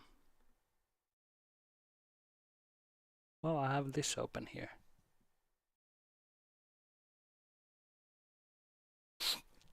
I think, though, what I'm going to do, I'm going to end it for today, but I'm most likely gonna be doing this like a couple of times this week, because there's a lot of stuff happening, so I think this is a good way to get a little bit something some variation in what I'm doing.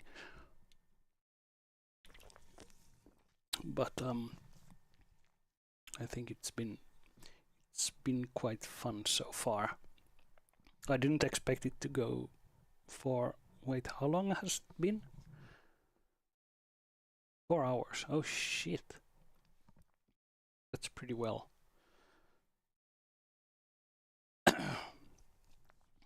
But yeah, I'm probably going to just call it here and go to bed because it's like 3 a.m. here at the moment. So but thanks for everybody who came along and joined in for just some random stuff, and I have some other things I still need to do, but I also have like I have a couple of commission related things I need to work on, and those are something that I can stream, so I'm probably going to be combining those into like streaming and working on those, because that way I can concentrate better.